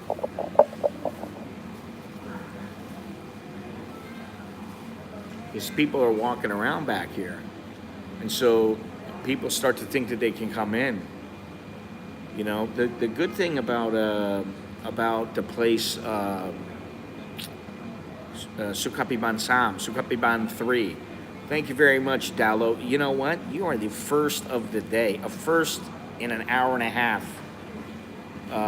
So you have extreme good luck for today. Anti-chowderhead funds, yes. And for those people who don't know what a chowderhead is, I didn't invent the phrase. I just happened to remember it at some point. But now there's a definition on a t-shirt, and it's my t-shirt that I can, you know, I can help you to learn the definition and never forget it. Or you can just be, what is it? Where's the guy who said he wants the Schmecklehead shirt? I forgot about that. There was a guy on here who goes, if you make a Schmecklehead shirt, I'll buy it. All right, well, there you go. The Schmecklehead shirt is out. And I think that's what, I like that whole definition. T-shirts, I like that. You know, Schmegma, Schmecklehead, Schwarze, Chowderhead, Bonehead. knucklehead.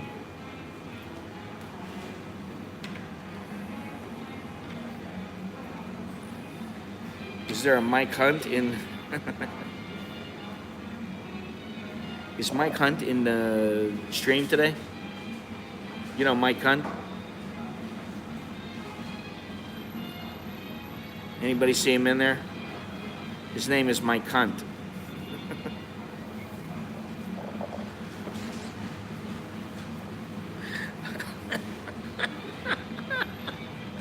Oh man.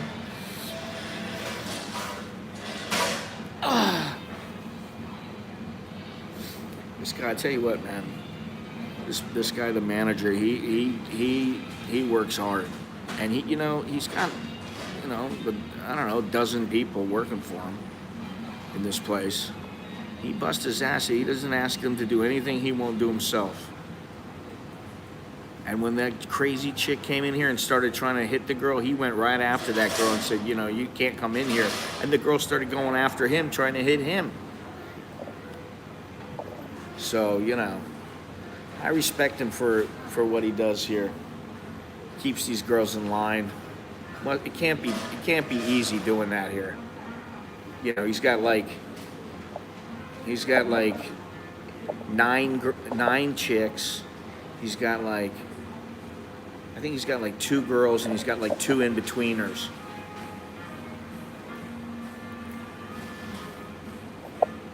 And somehow he manages. Everybody's getting anxious to get in. They're ready to sprint inside. I'm like, do you know that the COVID is in there? It's waiting for you. Then all of a sudden they're like, well, I don't need to go shopping today.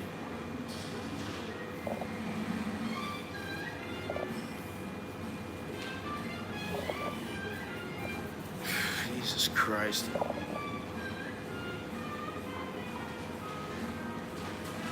Gotta think somewhere good to go. Someone that'll motivate me to go somewhere. So it has to have the following attributes. I'm motivated to go there. It's fairly safe. I'm not gonna get shit from the wife for putting myself in harm's way and putting the family in harm's way.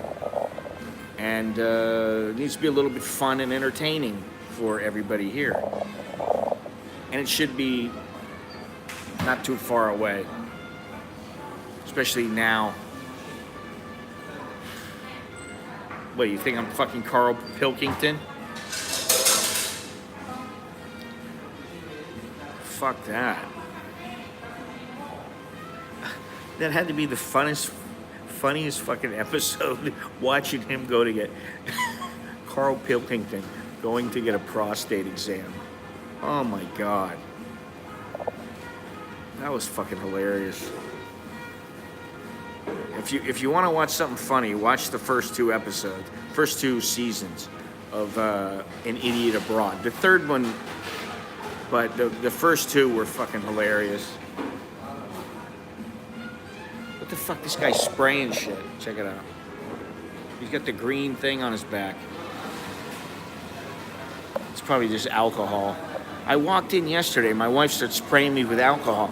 I'm like, fucking stop fucking spraying me. What the fuck are you doing? I'm like, get that shit off of me.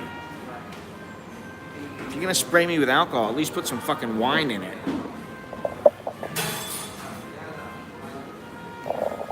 Uh-oh. Social distancing.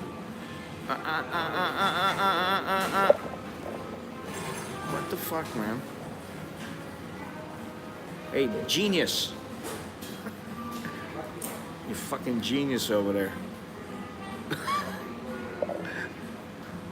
And the girl's moving away from him going, doesn't he know I'm on social distancing?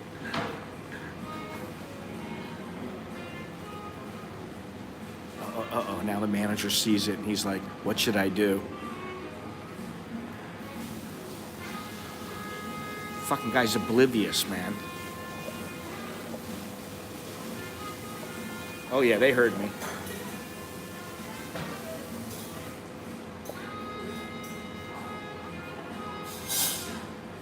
You for tea or you for coffee, really? Beer told me to say, yeah, I'm sure she did. You should leave that girl alone. I don't want her more corrupted than she already is. And Monash, I know you will corrupt her, and not in the happy, fun way.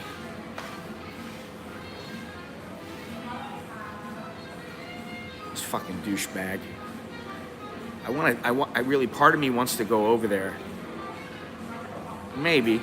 Part of me wants to go over there and go, dude, what the fuck are you doing?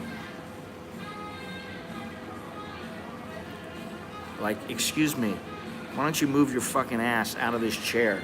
That's what social distancing is for.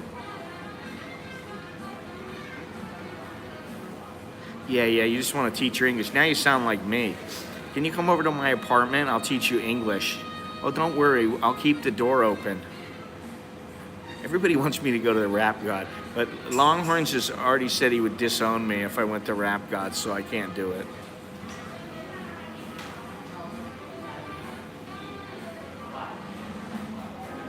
We are starting with body parts. A boy stood up on a burning deck with a pocket full of crackers. A spark got in, set him off, and blew off both his knackers. Ugh.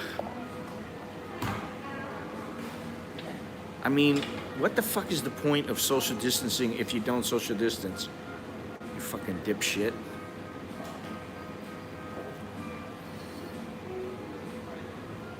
You know, just like with the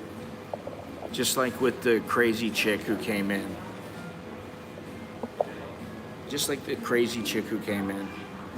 I don't want to say anything because all it's going to do is probably get me in trouble.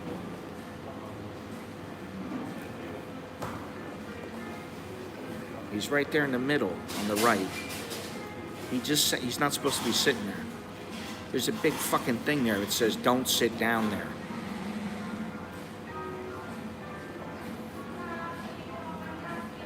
I don't wear knackers.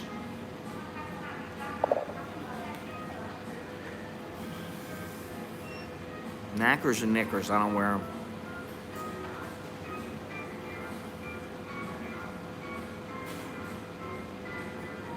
At least he's wearing his mask, but like, what the fuck, man? I will say something to the manager, though. Fucking A. Because I don't want that happening to me. Because if it happened to me, I would tell him, hey. Hey. Fucking social distancing. Get the fuck away from me. Fucking idiot.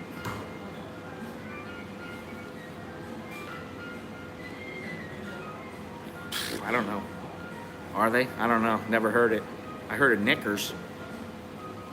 How can you wear knackers? Johnny, come on. Does that really matter at this point? I think even the farmer that's been out in the fields for the longest period of time in the country, I think they know by now.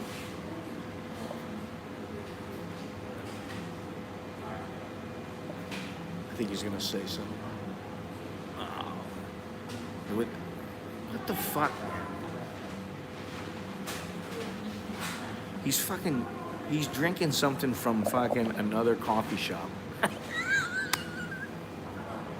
Oh, God. That's funny.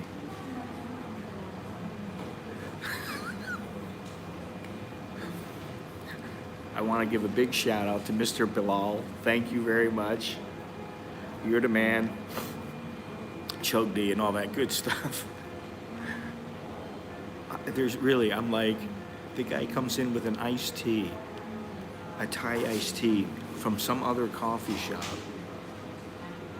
taking off his mask, sitting down right next to this chick. This chick and her husband come in. Now I know what a ball bag is and I know what testicles are.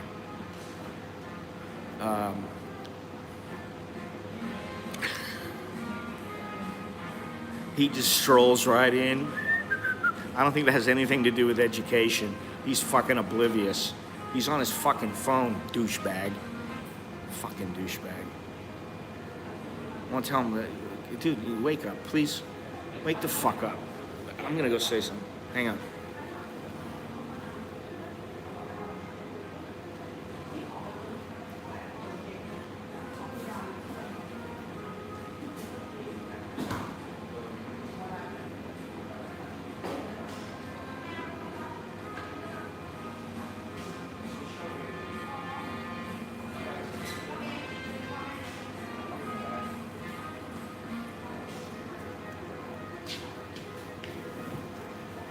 right, I bitched. She's like, okay, 1 minute. Of course, they're going to open up in a few minutes, and then that's it. But I'm like, what happened? What happened to social distancing?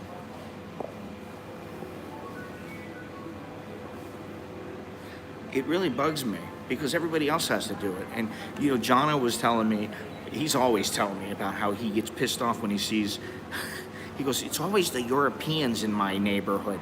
I walk around and they don't have their fucking mask on. He goes, why do I have to wear my fucking mask, but they won't wear them? And I'm like, just let it go, you know, just don't worry about it, as long as you're not walking by them. But, yeah, meandering. Madeline don't feel like meandering anywhere right now. Oh, excuse me. I want to see if they do anything, though.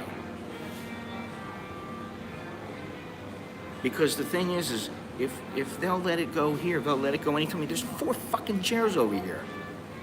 Not to be a fucking Karen or whatever the fuck they are. I still want to know what the male version of a Karen is. Because you know what I would do if he sat next to me. I don't give a shit how big he is or what. I'd be like, dude, what are you doing? I mean, I'd try to be nice about it, but because I'm over here now,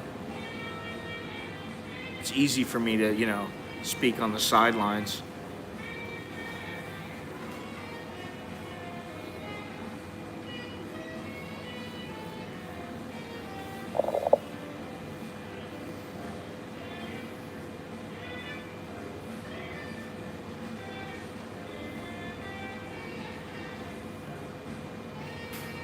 But it was funny because as soon as he sat down, the chick and her husband both were like, and now they're just kind of going,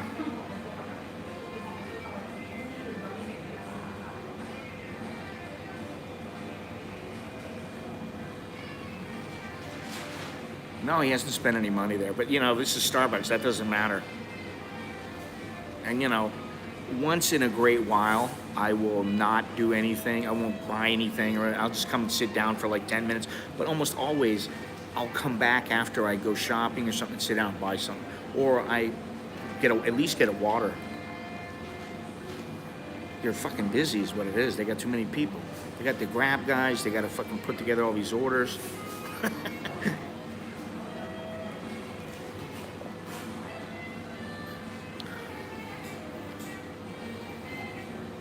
But you know, the thing is my it feels all right now. Here's the thing, and now that I think about it, I'm in here. Let's just say that this fucking guy, he's got it, he gives it to somebody. Now, everybody that was in Starbucks has to come back because this motherfucker didn't socially distance, and he gives it to somebody. You know, and this is the whole thing. I don't want to be a part of that. Don't be fucking blaming me. I don't want my name out there. Fucking, you know. Well, they, you know, listen. If somebody looks at me, they ought to put a fucking mask on. Eye or no eye, doesn't matter.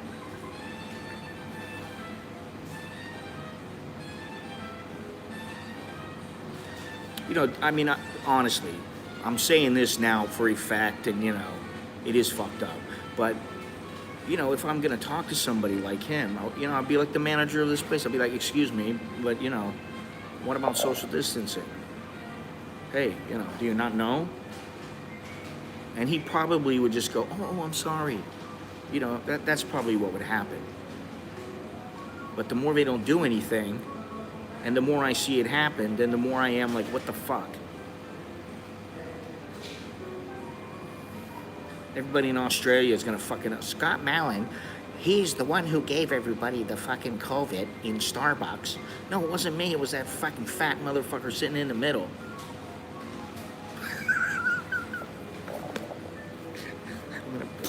I'm gonna lock it down, baby. Hi, you can't come in. Hi, you're not allowed in. And then she's bailing. She's like, fuck this, I'm getting out. Let's get the fuck out of here.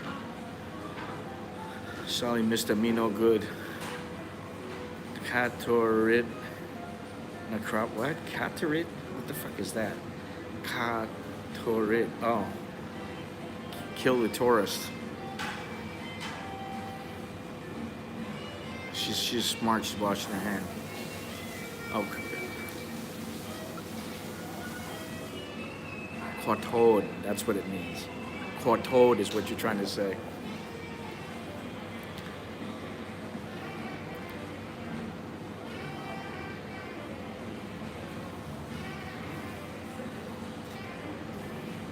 But, you know, hey, what's good for the fucking goose is good for the gander. And, you know, the girls behind here, they're not going to do a goddamn thing. Most of the girls, they're not going to do anything. They want the person who's in charge to do something, the leader. And he's over there busting his ass. He's got things to do.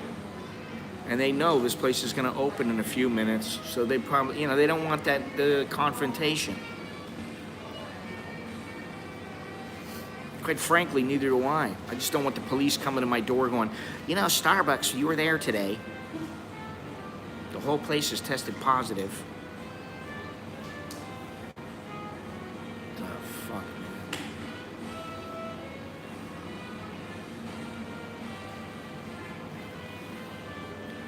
You have blocked one asset and kicked out an asset. I did. Which one did I kick out now? Are you at a casino? Yeah, I'm at a casino. You got it, buddy. You're an intelligent motherfucker, ain't you?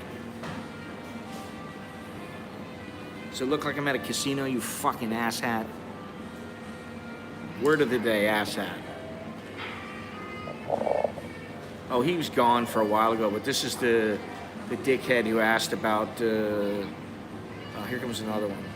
Who asked about the, oh, that one. Well, the problem is that, you know, I'm white and he's not, and I'll get in trouble. That's the way I look at it. I don't want to be a dick, because if he says anything and you know, and he gets a little nasty, I might get nasty. And that's why the best thing to do, and I say this begrudgingly, is to leave it up to the management. And believe me, when the people leave and he's free, I will say something. Because, you know, even the girl keeps looking over there like, what the fuck? He's over there sitting there playing on his phone, and the husband's shaking his head going,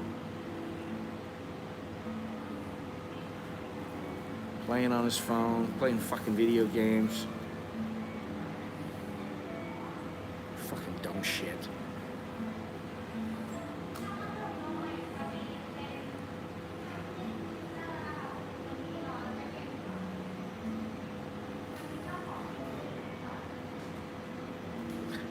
As the world turns.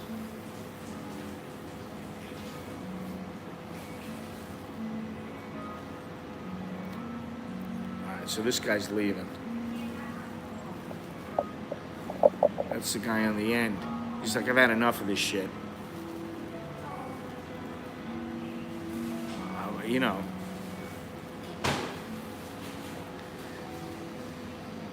As nice as that sounds, you know, it equates a hell of a lot of trouble.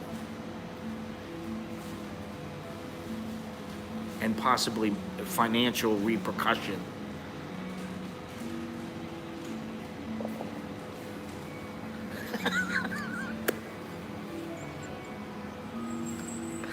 Oh, God. Who knows? He might beat the living hell out of me. I mean, you don't know, you know. But they do have plastic forks here, so all's well. They got the big fucking, I don't know. I guess, I don't know, you know. I don't know what. I guess if they sit. Well, see, this one has 2 seats and the other one has 3. So I don't know if somebody pulled it over there or what's the deal is. Put your mask on and go tell him to distance. Yeah, you'd like that, wouldn't you? And then what do I do if he tells me to fuck off? Because you know what I want to do if he tells me that. But you know, what you want to do and what you do unfortunately. There's a lot of things I would have done already a long time ago.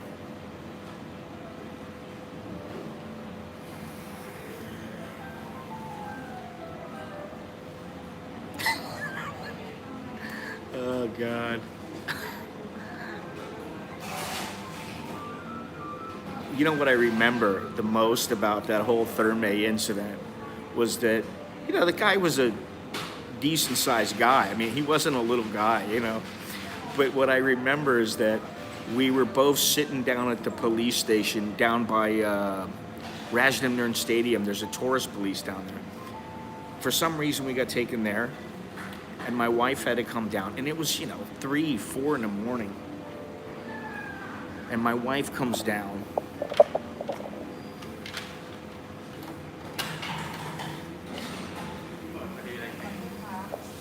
Everybody's fucking leaving now. And my wife comes down. Okay. My wife comes down, and as soon as she sees the guy, there you go. There you go. You can't sit there. See how easy that was? I think he's an architect or something. All's well that ends well. Anyway, so my wife walks in, and the police sit her down, and they sit me down, and they go grab the guy, and they tell the guy to get in. They've got a couple police sitting there, and as soon as my wife sees him, she starts crying, and she goes, "What did you do? What did you do?" She's scared I'm going to jail for like years because of the way the guy looked. She thought, fuck, he's going to jail for like 5. She told me later, I thought you were going to jail for like 5 or 10 years. Now I can laugh. It's funny, it's a story, but at the time it wasn't very funny. I was shitting myself. And then they threw me into a room full of Nigerians, and all of them wanted my phone number. They had some business deal to do with me. I was like, yeah, let me give you my number, buddy. Sure.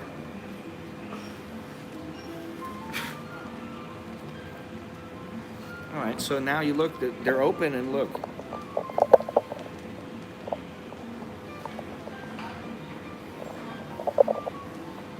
Well, it wasn't fun, I can tell you that.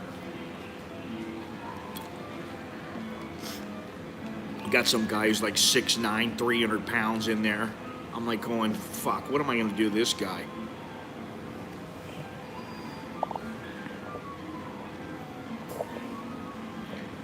I'm like, maybe I can get my arm around his toe and choke his toe out. Not many people today. I mean, really not many people.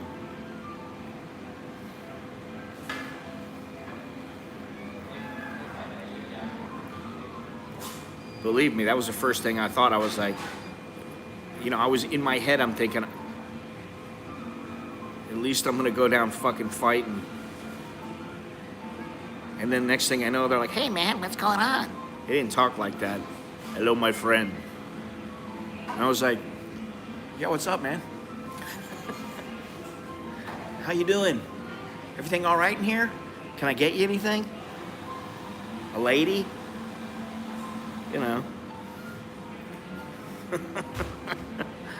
Fuck, man. Anyway, what time is it now? Must be 11. I've already eaten something here, but, gotta think of something to eat that's cheap. I don't even know how much cash I got. Either cheap or I can put it on the card.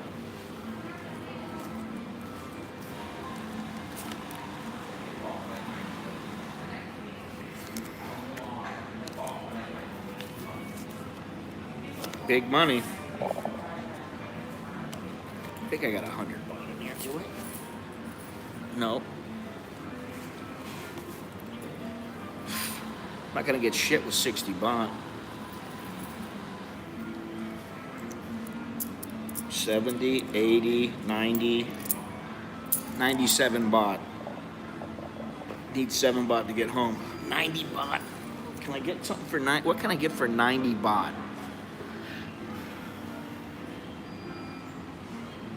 And we'll sit here for a few minutes and I'll think about what I can do. I'm not that hungry, to be honest. It's a shame that Burger Box, yeah, no shit. I like to call them up and go, can you like send a Grab driver over here with a couple of burgers? You know, I take out cash from the ATM. I had 400 baht this morning. And I'm like, I don't want to take anything else out. And inevitably, I always end up taking more out because, you know, for whatever reason. What's today, Friday?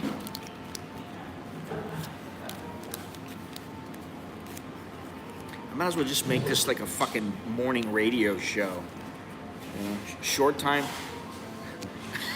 How about the long short time with Malin? The new YouTube/podcast.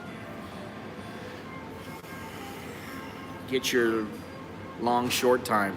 4 hours is a long short time. 2 hours is a short time.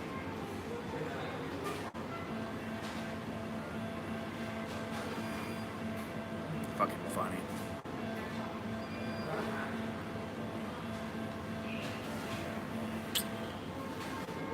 Like Al Bundy comes home, the money ends up with SFA. What the fuck's SFA?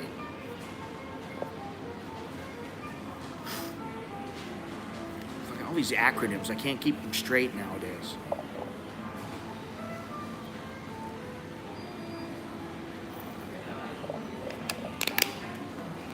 Shit-faced? Shit-faced as fuck.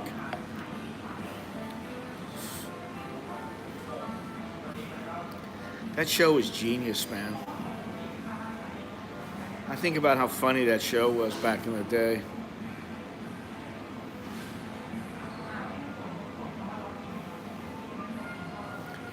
All right, well, let me see what we can do here. Gotta gather my shit. Chicken surprise. What's a surprise? There's no chicken. Exactly. Chicken. What is it? Chicken something dinner?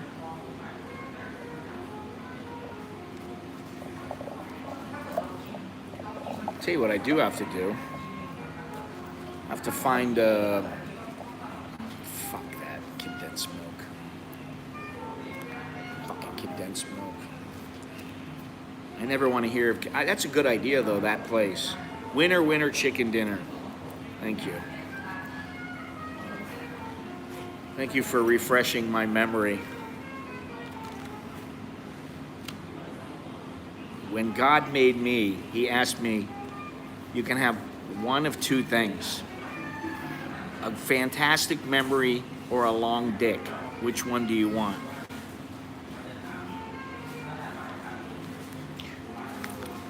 I forgot which one I chose.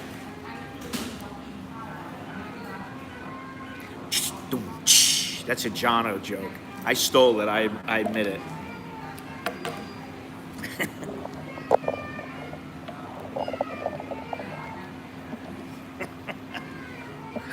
Oh, God. Actually, I do have one. FYI.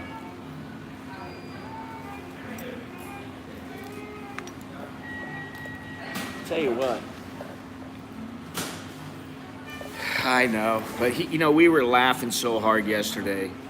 God, I mean, I haven't laughed like that from texting. We were texting back and forth. I see a sign right now.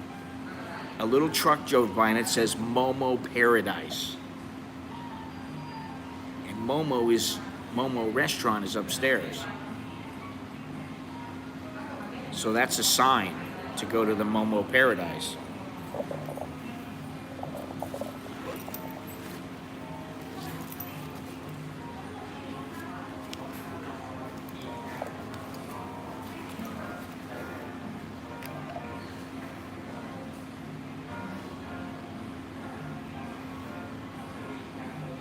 Now, what is with the Nigerians? They were actually pretty cool, but you know, they did try to pull their, yeah, hey, I got some business deals, you know, I got some swampland in Florida I want to sell you. I'm like, really? Yeah. Got an oil field in Nigeria you can have for $3. Are you serious? Yes, my friend.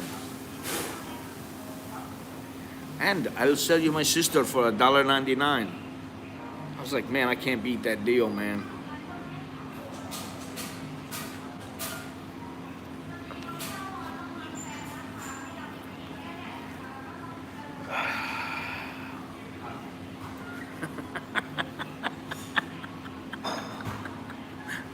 So now you're gonna make a Nigerian version of the board? Oh my God. Sorry to all the good Nigerians out there. No, he hasn't been. Should he be? I'm sure he's gonna take great umbrage at the fact that I went to the rap god before. I no longer trust you anymore because, sir, you have no honor. You said you would never go to rap god again. And I was like, yeah, so?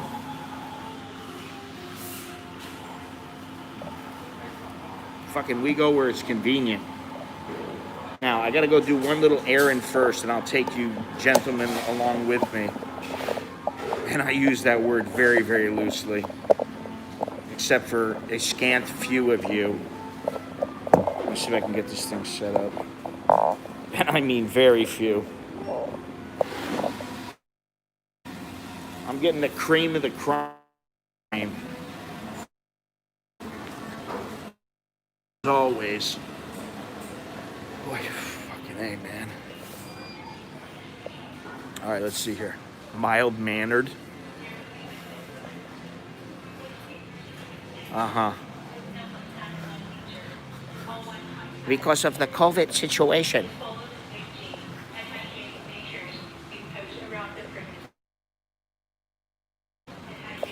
The problem, we're live, and you are back. I don't know why there was a dead zone there.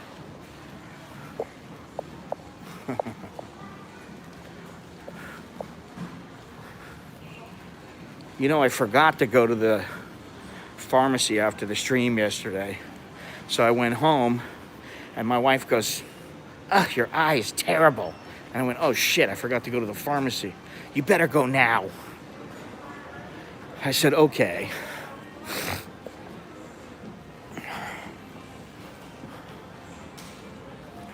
Look at this. Place has got more staff than customers right now. What am I going looking for? Coffee.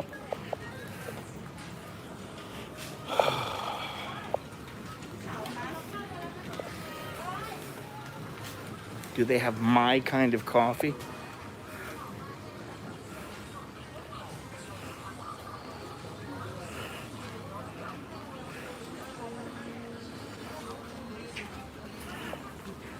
God damn it. All right, is this it? This is it. What do you cop? Nope, it's not back. Oh, yes, it is. Woo-hoo. There we go. This is what I want. Get to go in the old people's line. Wonderful. Ow. Wonderful.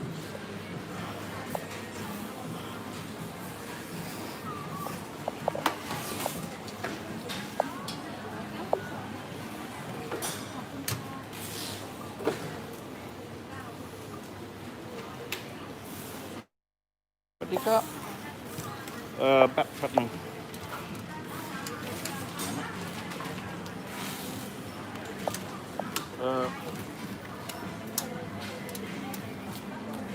Pat nang na.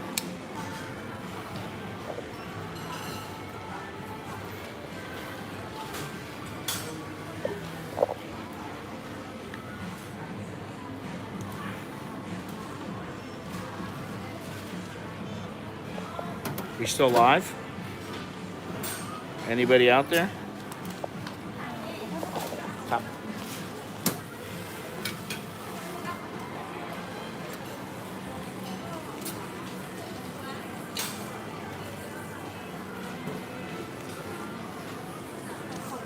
Couple of my cup.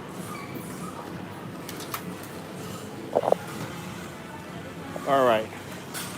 Kenny Loggins Footloose. No. No, I've been looking for this coffee, and when they run out, they just take weeks to replenish their stock. So fortunately, they have this. So now I got enough coffee to last me for like 2 months.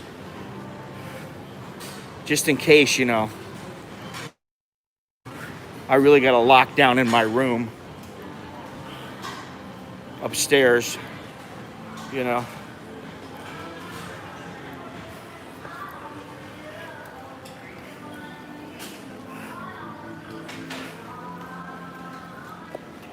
We're gonna go somewhere special today, boys. Very special.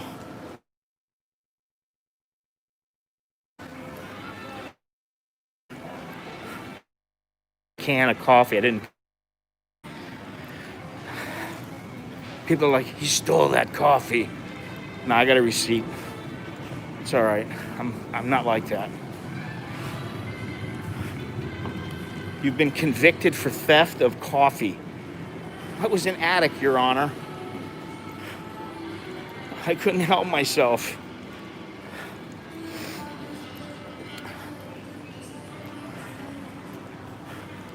Oh yeah, here we go. Santa Claus is coming to town. Bet you guys would like to see me in one of those.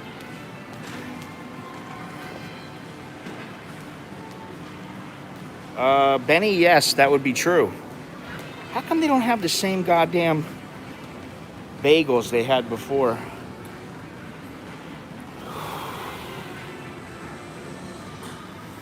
What do I want?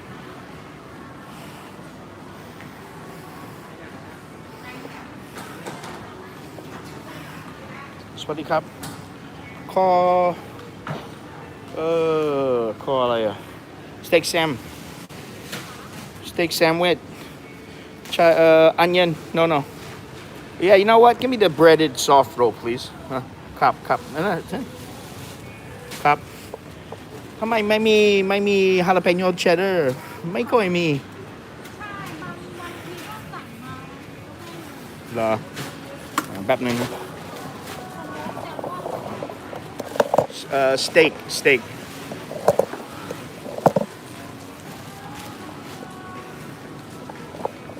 this is the one right here ครับแล้วก็มีไอซ์ทีใช่ไหมเนี่ยชามะนาวเพิ่ม30ใช่ไหม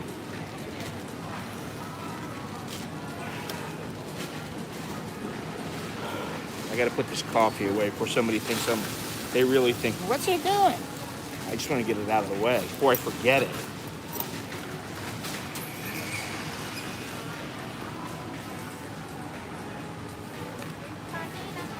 Cup. Exciting stuff here, huh?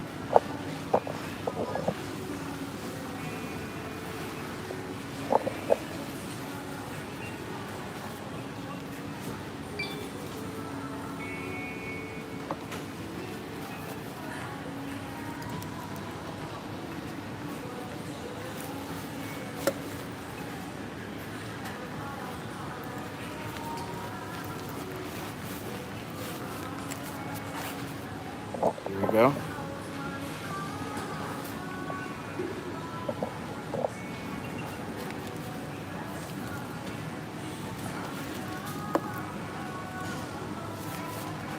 Oops.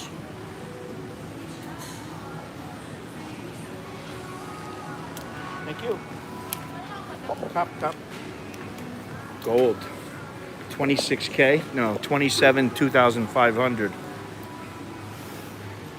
And I'll be all alone over here.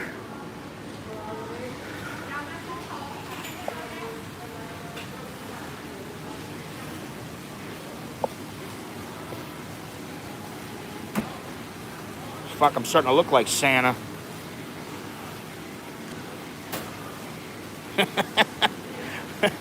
That was the emergency divorce bag.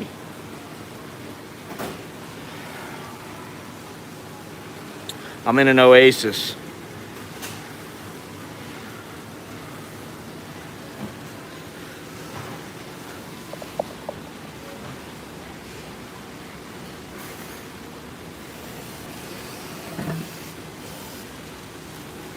So they make me sit on the crack.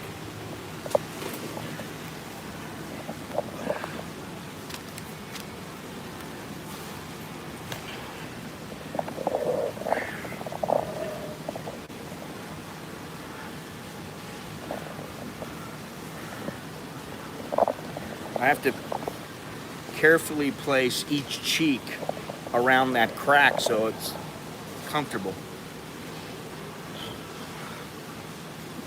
Whew. I think I need to take the weekend off, you know? Find myself.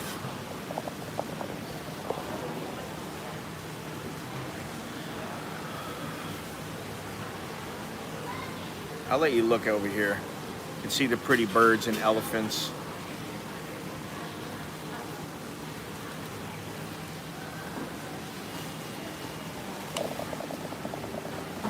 All right, shall we rate Albon Payne?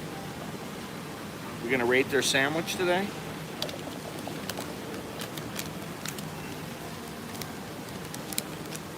Ambiance? I don't know. You know.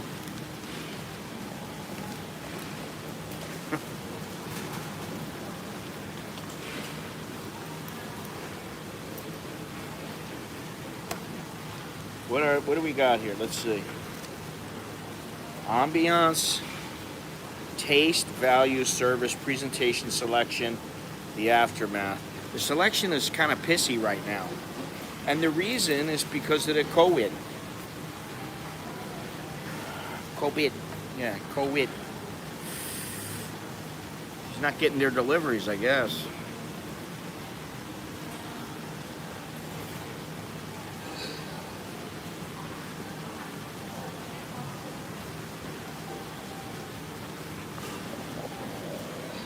I mean, it is pretty nice here, but for a shopping mall, I'll take it.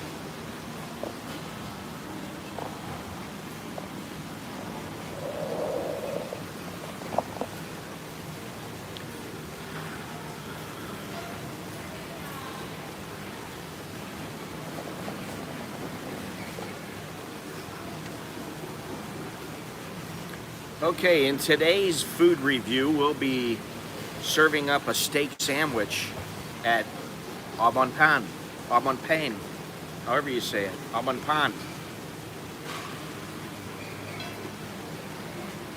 Unfortunately, they don't have my jalapeno cheddar cheese bagel. So you know what that means. That means already I'm not 100% happy. It's not their fault, but you know, that affects the selection rating.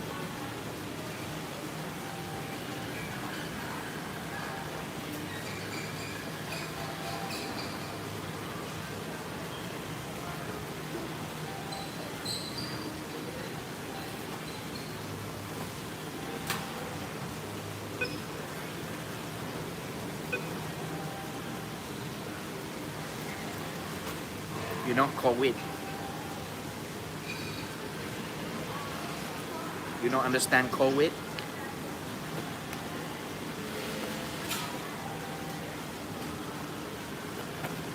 You know, I wonder now, what is this? I wonder now if instead of the buffalo died, it's my family, everybody, they have COVID. I wonder if that's going on now, if girls are using it as an excuse. Yeah, the parrots aren't out today. What's going on? Good catch there. Really, all four of them. I'd actually believe it because I know a lot of people who have shoulder problems, and I'm one of them. I think Longhorns has a bad shoulder. My mother has a bad shoulder. Two of my fighters that I worked with had bad shoulders. Right now I got a bad eye. I really don't want to go into, I don't want to go to a doctor. My tongue lily. Don't need to. But if my eye starts dripping goop from my eye, then I'll need to go in.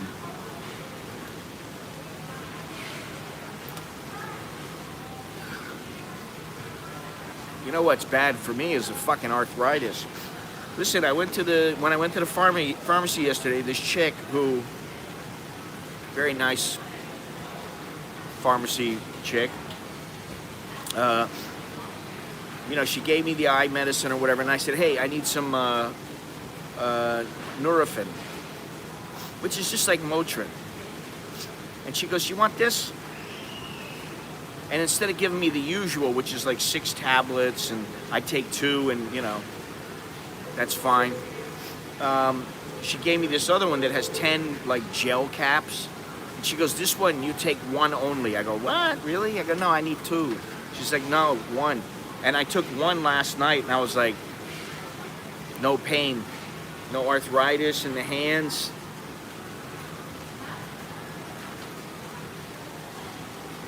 None in the knees.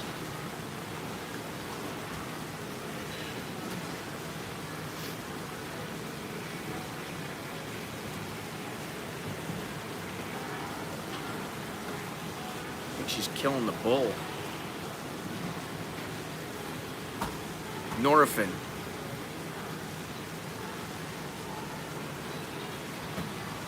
It's like Motrin, you know, like ibuprofen. It's good stuff. The Nurofen is probably the best, though. What do you count?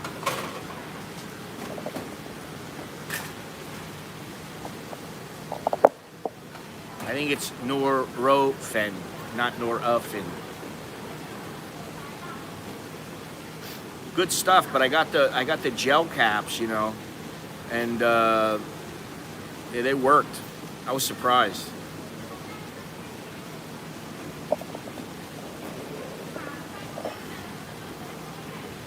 I almost went to that.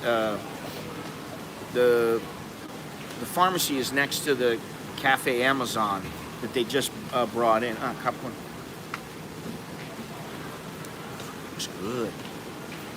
Let me show y'all. Just give me some. What's she doing? Bringing me anything? I don't know. Putting on her sweater or something. So we got the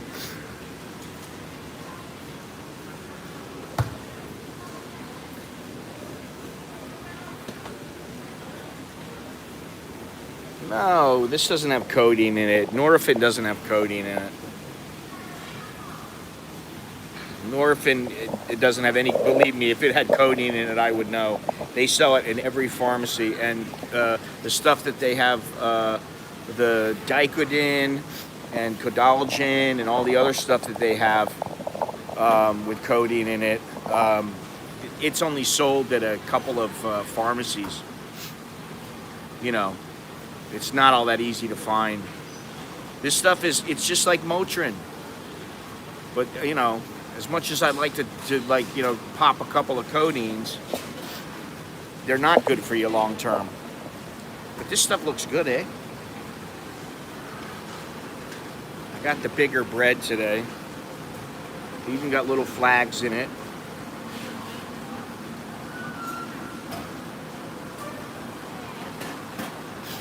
I think it looks pretty good, eh? The presentation is wonderful.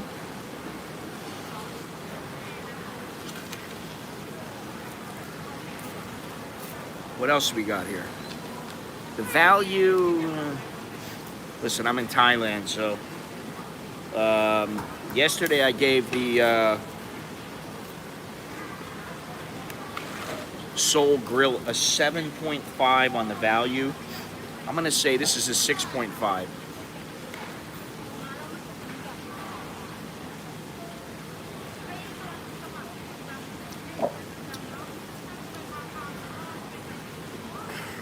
Flavor of the iced tea is quite good.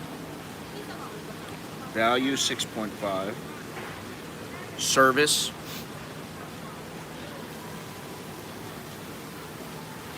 7.5. Presentation 7. Selection 6. Taste, I have an ambiance here.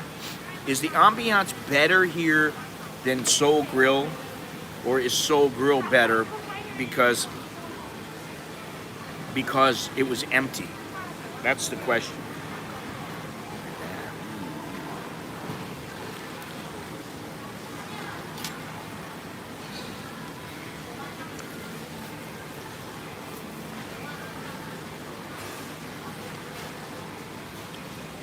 What's the matter? You guys didn't like that old lady yesterday? Old ladies need love too.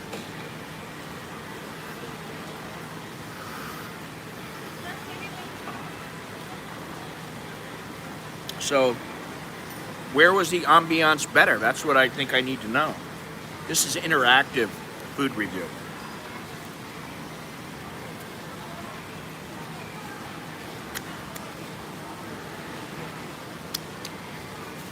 You know what?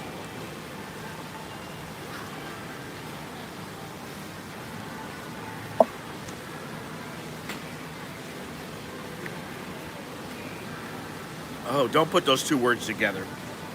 Ambiance, I'm going to give it an 8.5. Slightly better than yesterday. The taste is about the same. They're both very good. But, good. 7.5. The quality, the aftermath, I'm going to say 7. Average, yeah, slightly above average. I'm going to say this is a 7.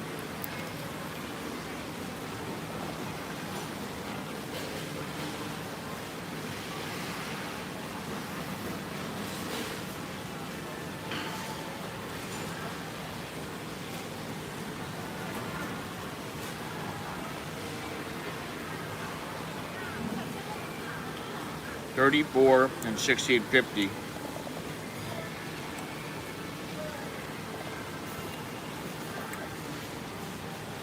All right. So the Soul Grill comes in at 7.55. This place 7.1.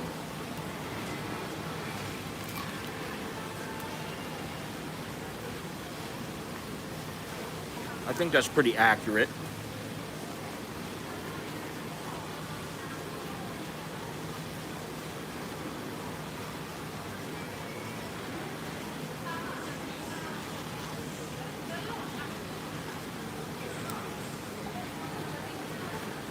That's pretty damn good. 4 Michelin Balanced stars. Well, it's a 7.1 out of 10.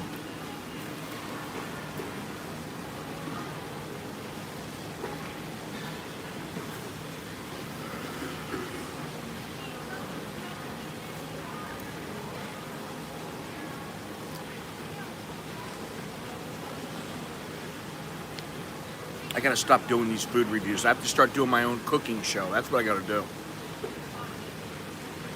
Lock down with Malin. See what he eats. See what he cooks. See how he fails miserably at cooking Thai food.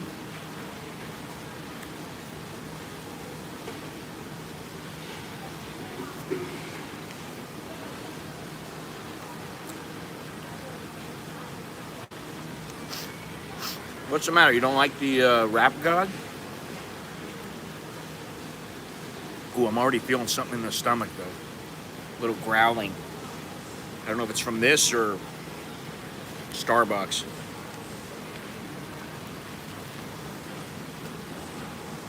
Eating too goddamn much.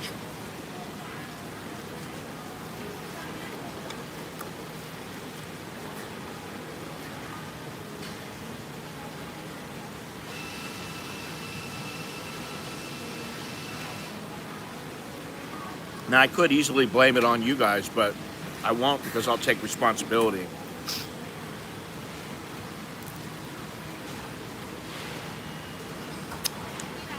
It is good.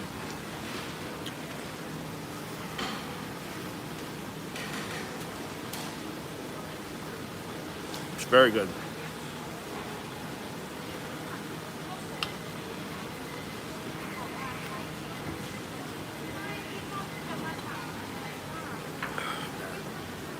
Tasty.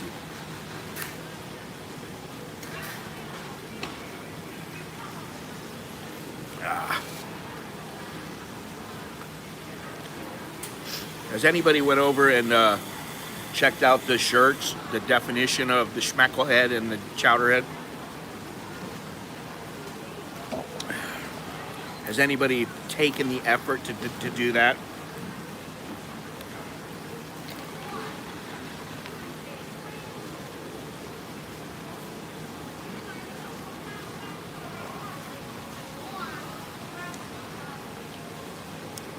That's what I thought.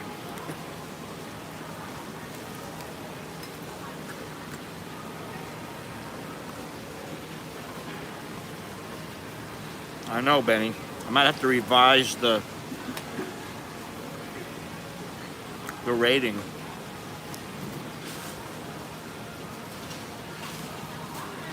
Can maybe you know, Longhorns, when he comes over, he can negotiate something for me and Weens, and we'll have the Weens Malin rating book.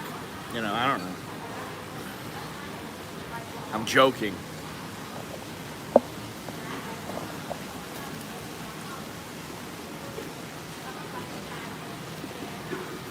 Freaking gold shops are empty.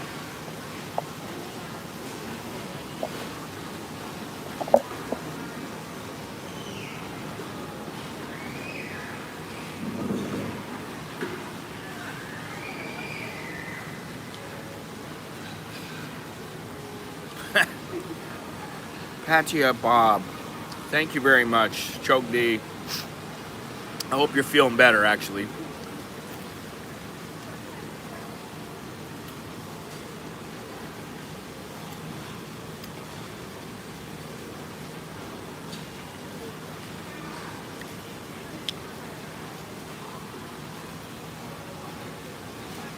This is really good, but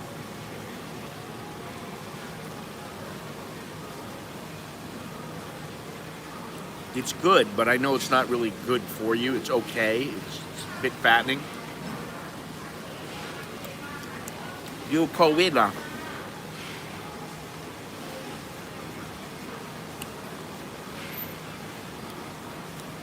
I'm telling you, when this first happened, when the whole COVID thing broke out, and I was in Starbucks, I sneezed. I always sneeze.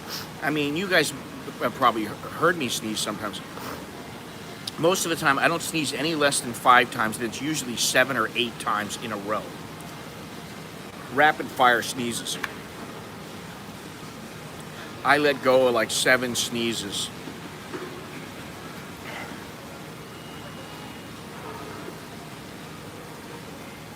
First words out of Beer's mouth.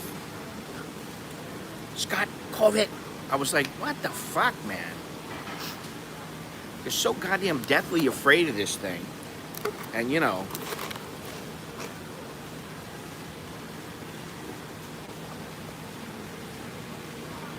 they're so apt to blame somebody else than them. Even those girls. They'll be like, hey, it come from Scott.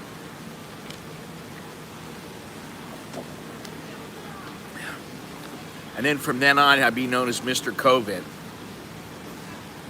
Please come inside, Mr. COVID. Anyway. I want to find an induction plate. You know, one of them induction burners. Only thing is that I only have one real pan, and it's a pot. It's not a pan. I'm getting tired of cooking with the wok all the time.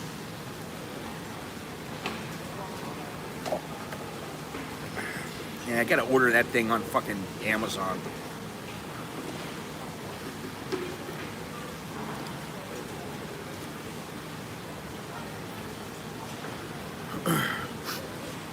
I don't know how much they were selling for when they originally went on sale, but man, they're like $100 now, $80, $100. They're not cheap. Still, I told the old lady last night, I said, we're gonna put these boys out here in front of the house, they're gonna get to work. Put a little fan out there, blow the flies away. Get two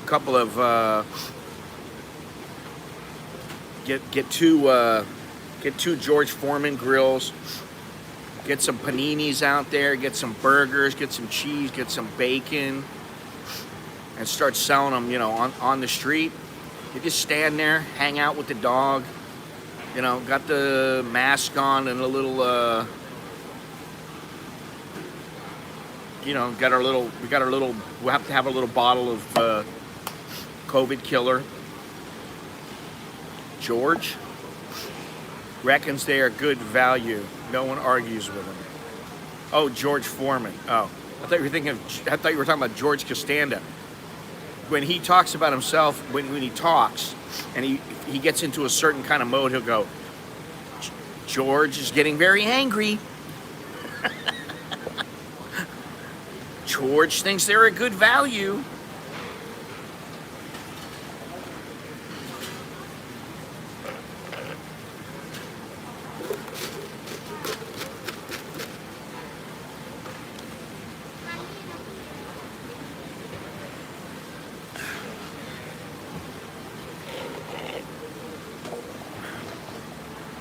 George doesn't like this guy.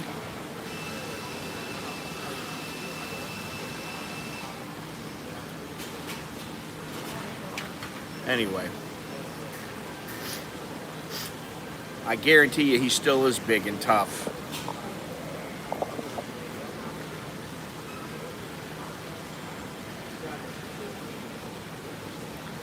You want to see a fantastic fight? Watch him fight Ron Lyle. I'll never forget that fight. That was just brutality, man. It was just, that's all it was. You really want to see a brutal fight if you can handle it. You see the Nigel Benn, Gerald McClellan fight, and they were saying that McClellan didn't have any heart, and he's giving up, and what's going on? He's just giving up. He's just giving up. He wasn't giving up. He was seriously injured, you know. But great fight, man. Nigel Benn was a freaking monster, man, when he was at the top of his game. Just an animal. Those were the days, man. I like fighters back then. I like fighters from the 20s and 30s. You know, those were the days.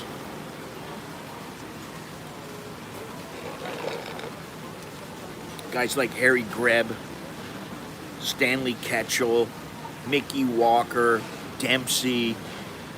Those were the days, man. You guys remember a guy named Rocky Lockridge?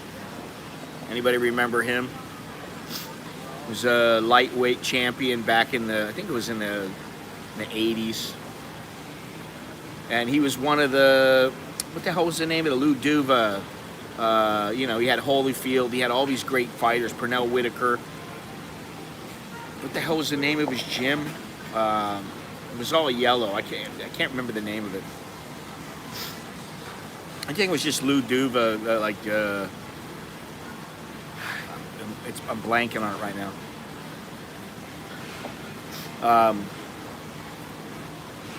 Great fighter, man. But you know, Lockridge, once he lost his championship, you know, he fell in some hard times. He liked to party, he liked drugs, and they put him on. What's the name of that show? You know, Intervention. When they do an intervention, they put him in the show Intervention. He was on there, and you know, they don't show everything, but basically he was on there, and supposedly, you know, he got back together with his son, and you know, they hadn't talked in a while. Well, it turned out that he was still on the streets afterwards. He still, you know, he didn't completely recover. Holy shit. Sorry, I missed that one for you guys. But anyway, he's on the street and somebody was like messing with him or something. Some guy was messing with him. Didn't know that, he used to be a pro fighter and that he could, he could whack a bit, and he was incredibly talented at one time. And the guy messed with him, and Lockridge just hit him with an overhand right. Boom, that was it. The guy was asleep. He's out. And everybody's like, man, you didn't know who that was? That dude, that guy's Rocky Lockridge, man. You got knocked the fuck out by Rocky Lockridge. Oh, man. And it's on YouTube. It's on YouTube. And I always liked Rocky Lockridge, and I liked him. He was around the same time as this guy named Cornelius Boza Edwards. And if you remember him, I think he got beat by Hector Camacho when Camacho was really, really good. He was young and he was incredible. He was incredible when he was young. That would have been early 80s. But anyway, later on, like years later, I went to Vegas for a fight. I used to go to Vegas all the time. And I went to Vegas for a fight, and I bumped into Cornelius Boza Edwards. I knew who he was. I go, hey, Cornelius Boza Edwards. He's like, oh, hey, what's up? And, he's Ugandan. He speaks with a British accent. And I won't try to imitate it. But anyway, he was a hell of a nice guy. And that used to happen all the time. It used to happen all the time in the casinos, I met Sugar Ray Leonard. I met all kinds of people there. Tommy Hearns. That was back in the day, man. That's when I was really into boxing. I really, really liked it. Now it's all fucked up even more than it was before. I don't care what anybody says. They're never going to regain what they had before, Sad. And the COVID's pretty much, made it damn near impossible to go to a fight and be a spectator. Anyway. Listen, Hagler, I used to like him because he was such a hard worker. Benny, take it easy. Hagler fought a guy named Benny Briscoe, and I think Briscoe beat him. But anyway, Hagler, what I remember, because I was still young enough then, and I was training in boxing and stuff, and kickboxing and all kinds of shit. So I was out running all the time, and I remember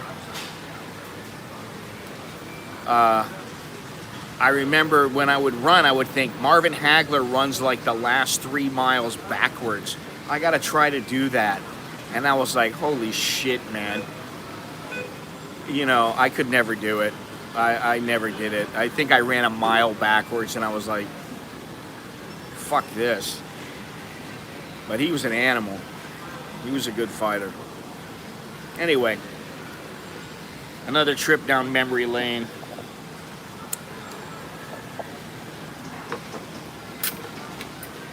I think it's time to get out of here. Go do something useful. I've run out of jokes for the day. So, anyway, appreciate everybody coming in here. Yeah, I got a picture with the Pac-Man. I met him in Cebu. I was covering the Fernando Montiel Z. Gorez fight.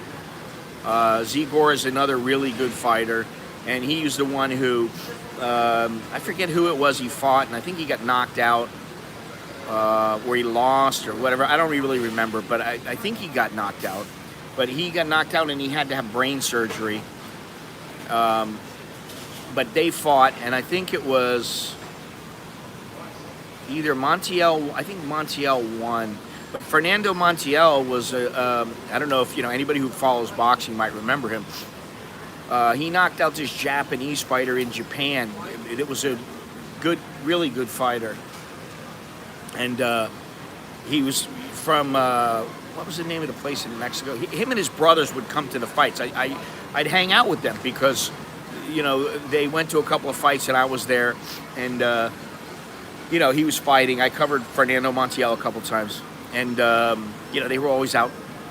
They were out to have a good time and meet up with women, and they wanted to have fun. And Fernando Montiel told me, you know why I'm in boxing? He goes, I got a gym in Mexico. I make plenty of money. He goes, I don't need any more money. He's like, the reason I do it is for the chicks. He was like, I'm fighting for the chicks, man. He's like, you don't know. He goes, I go to the gym. He goes, I got plenty there. He goes, but man, with the boxing, he goes, I get them from all over the world, He was a funny guy. They were nice guys, those guys. But but at that fight, Zigor's and Fernando Montiel, Pacquiao was there, and so I knew the promoter because I was there, and I was covering the event, and so he oh, you want to meet Pacquiao? I said, yeah, sure. So I went up to him, said hello, took a couple pictures. It was a good thing.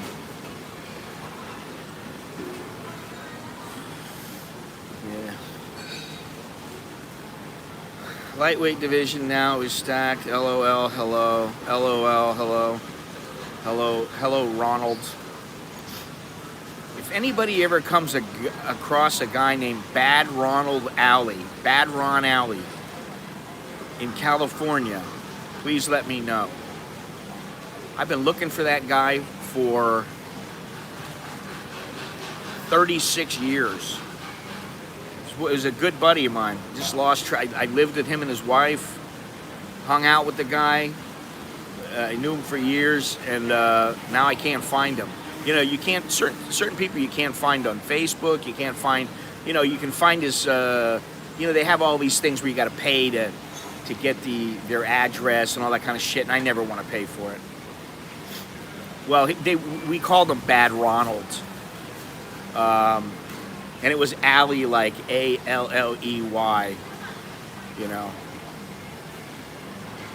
What is the COVID-19? Let me ask you something, Red 92.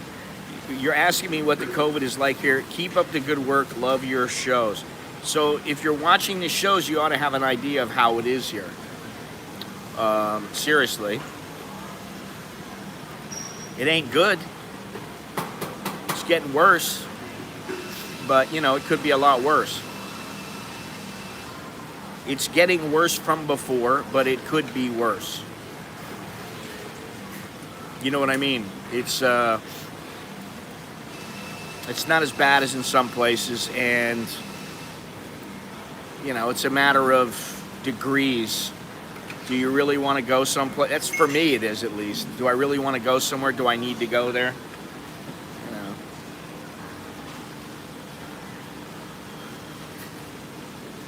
A lot of shit going on right now. I can't keep up with it all, and it's draining to follow the news. All right, Steven, you take it easy, man. Have a nice weekend.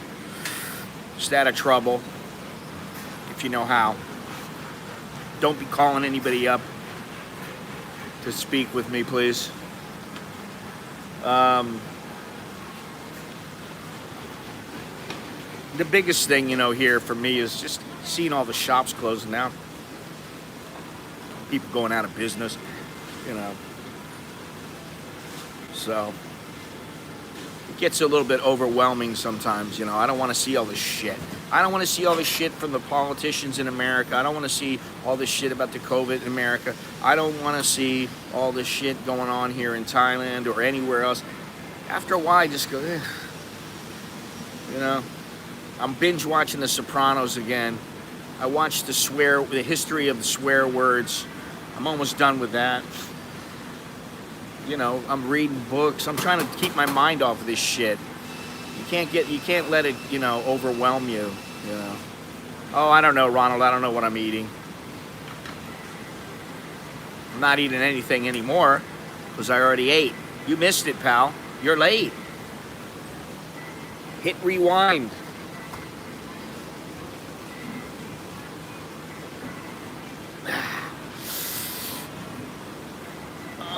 I need a good massage. Is what I need.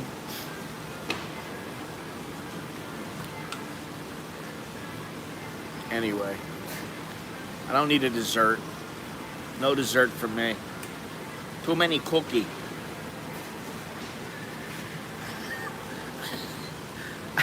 I got that from a Thai, actually. When I used to train in Muay Thai with this Thai guy, he was his name was Voot, and you know, I was pretty fit, but you know, if I wouldn't come in for like a month, you know, at the time I was like pretty ripped and I was in good shape, but you know, he would notice a little pinch around the side or like in the front, and he'd go, "You eat too much cookie." I'll never forget that. Too much cookie. Oh God. Oh, it still makes me laugh when I think that. When I'd be like, "No, not me." You give me the stink eye. Fucking A. Oh God, that was hilarious. He was a good dude.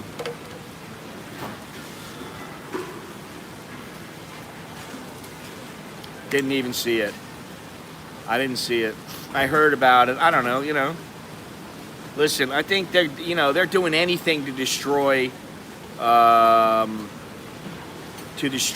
Trump that they can, and anything he's done. They're acting like he is absolutely the devil. And the truth is, they're both the devil. Both parties are the devil.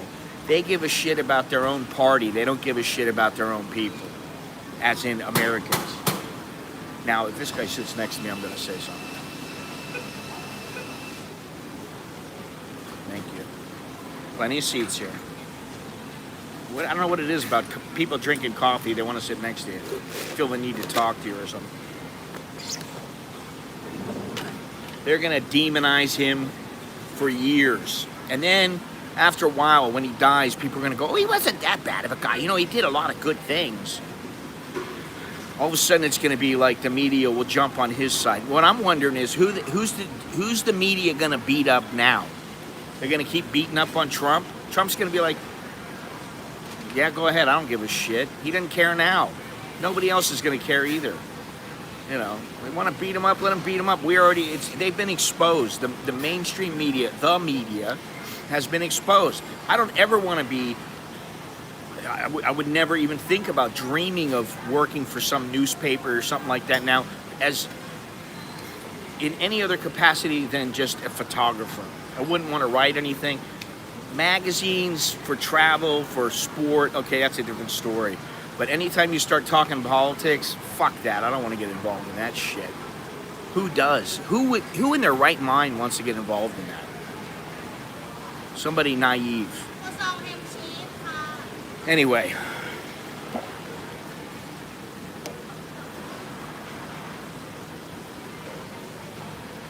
Yeah, I know. It's okay for Black Lives Matter to do things because, you know, they've been oppressed for hundreds of years. Yeah, right. Okay. Let me go, you know, into some black neighborhood and try to get a job at a liquor store, you know, working for somebody there and see what my chance is. You know, I mean, let's listen.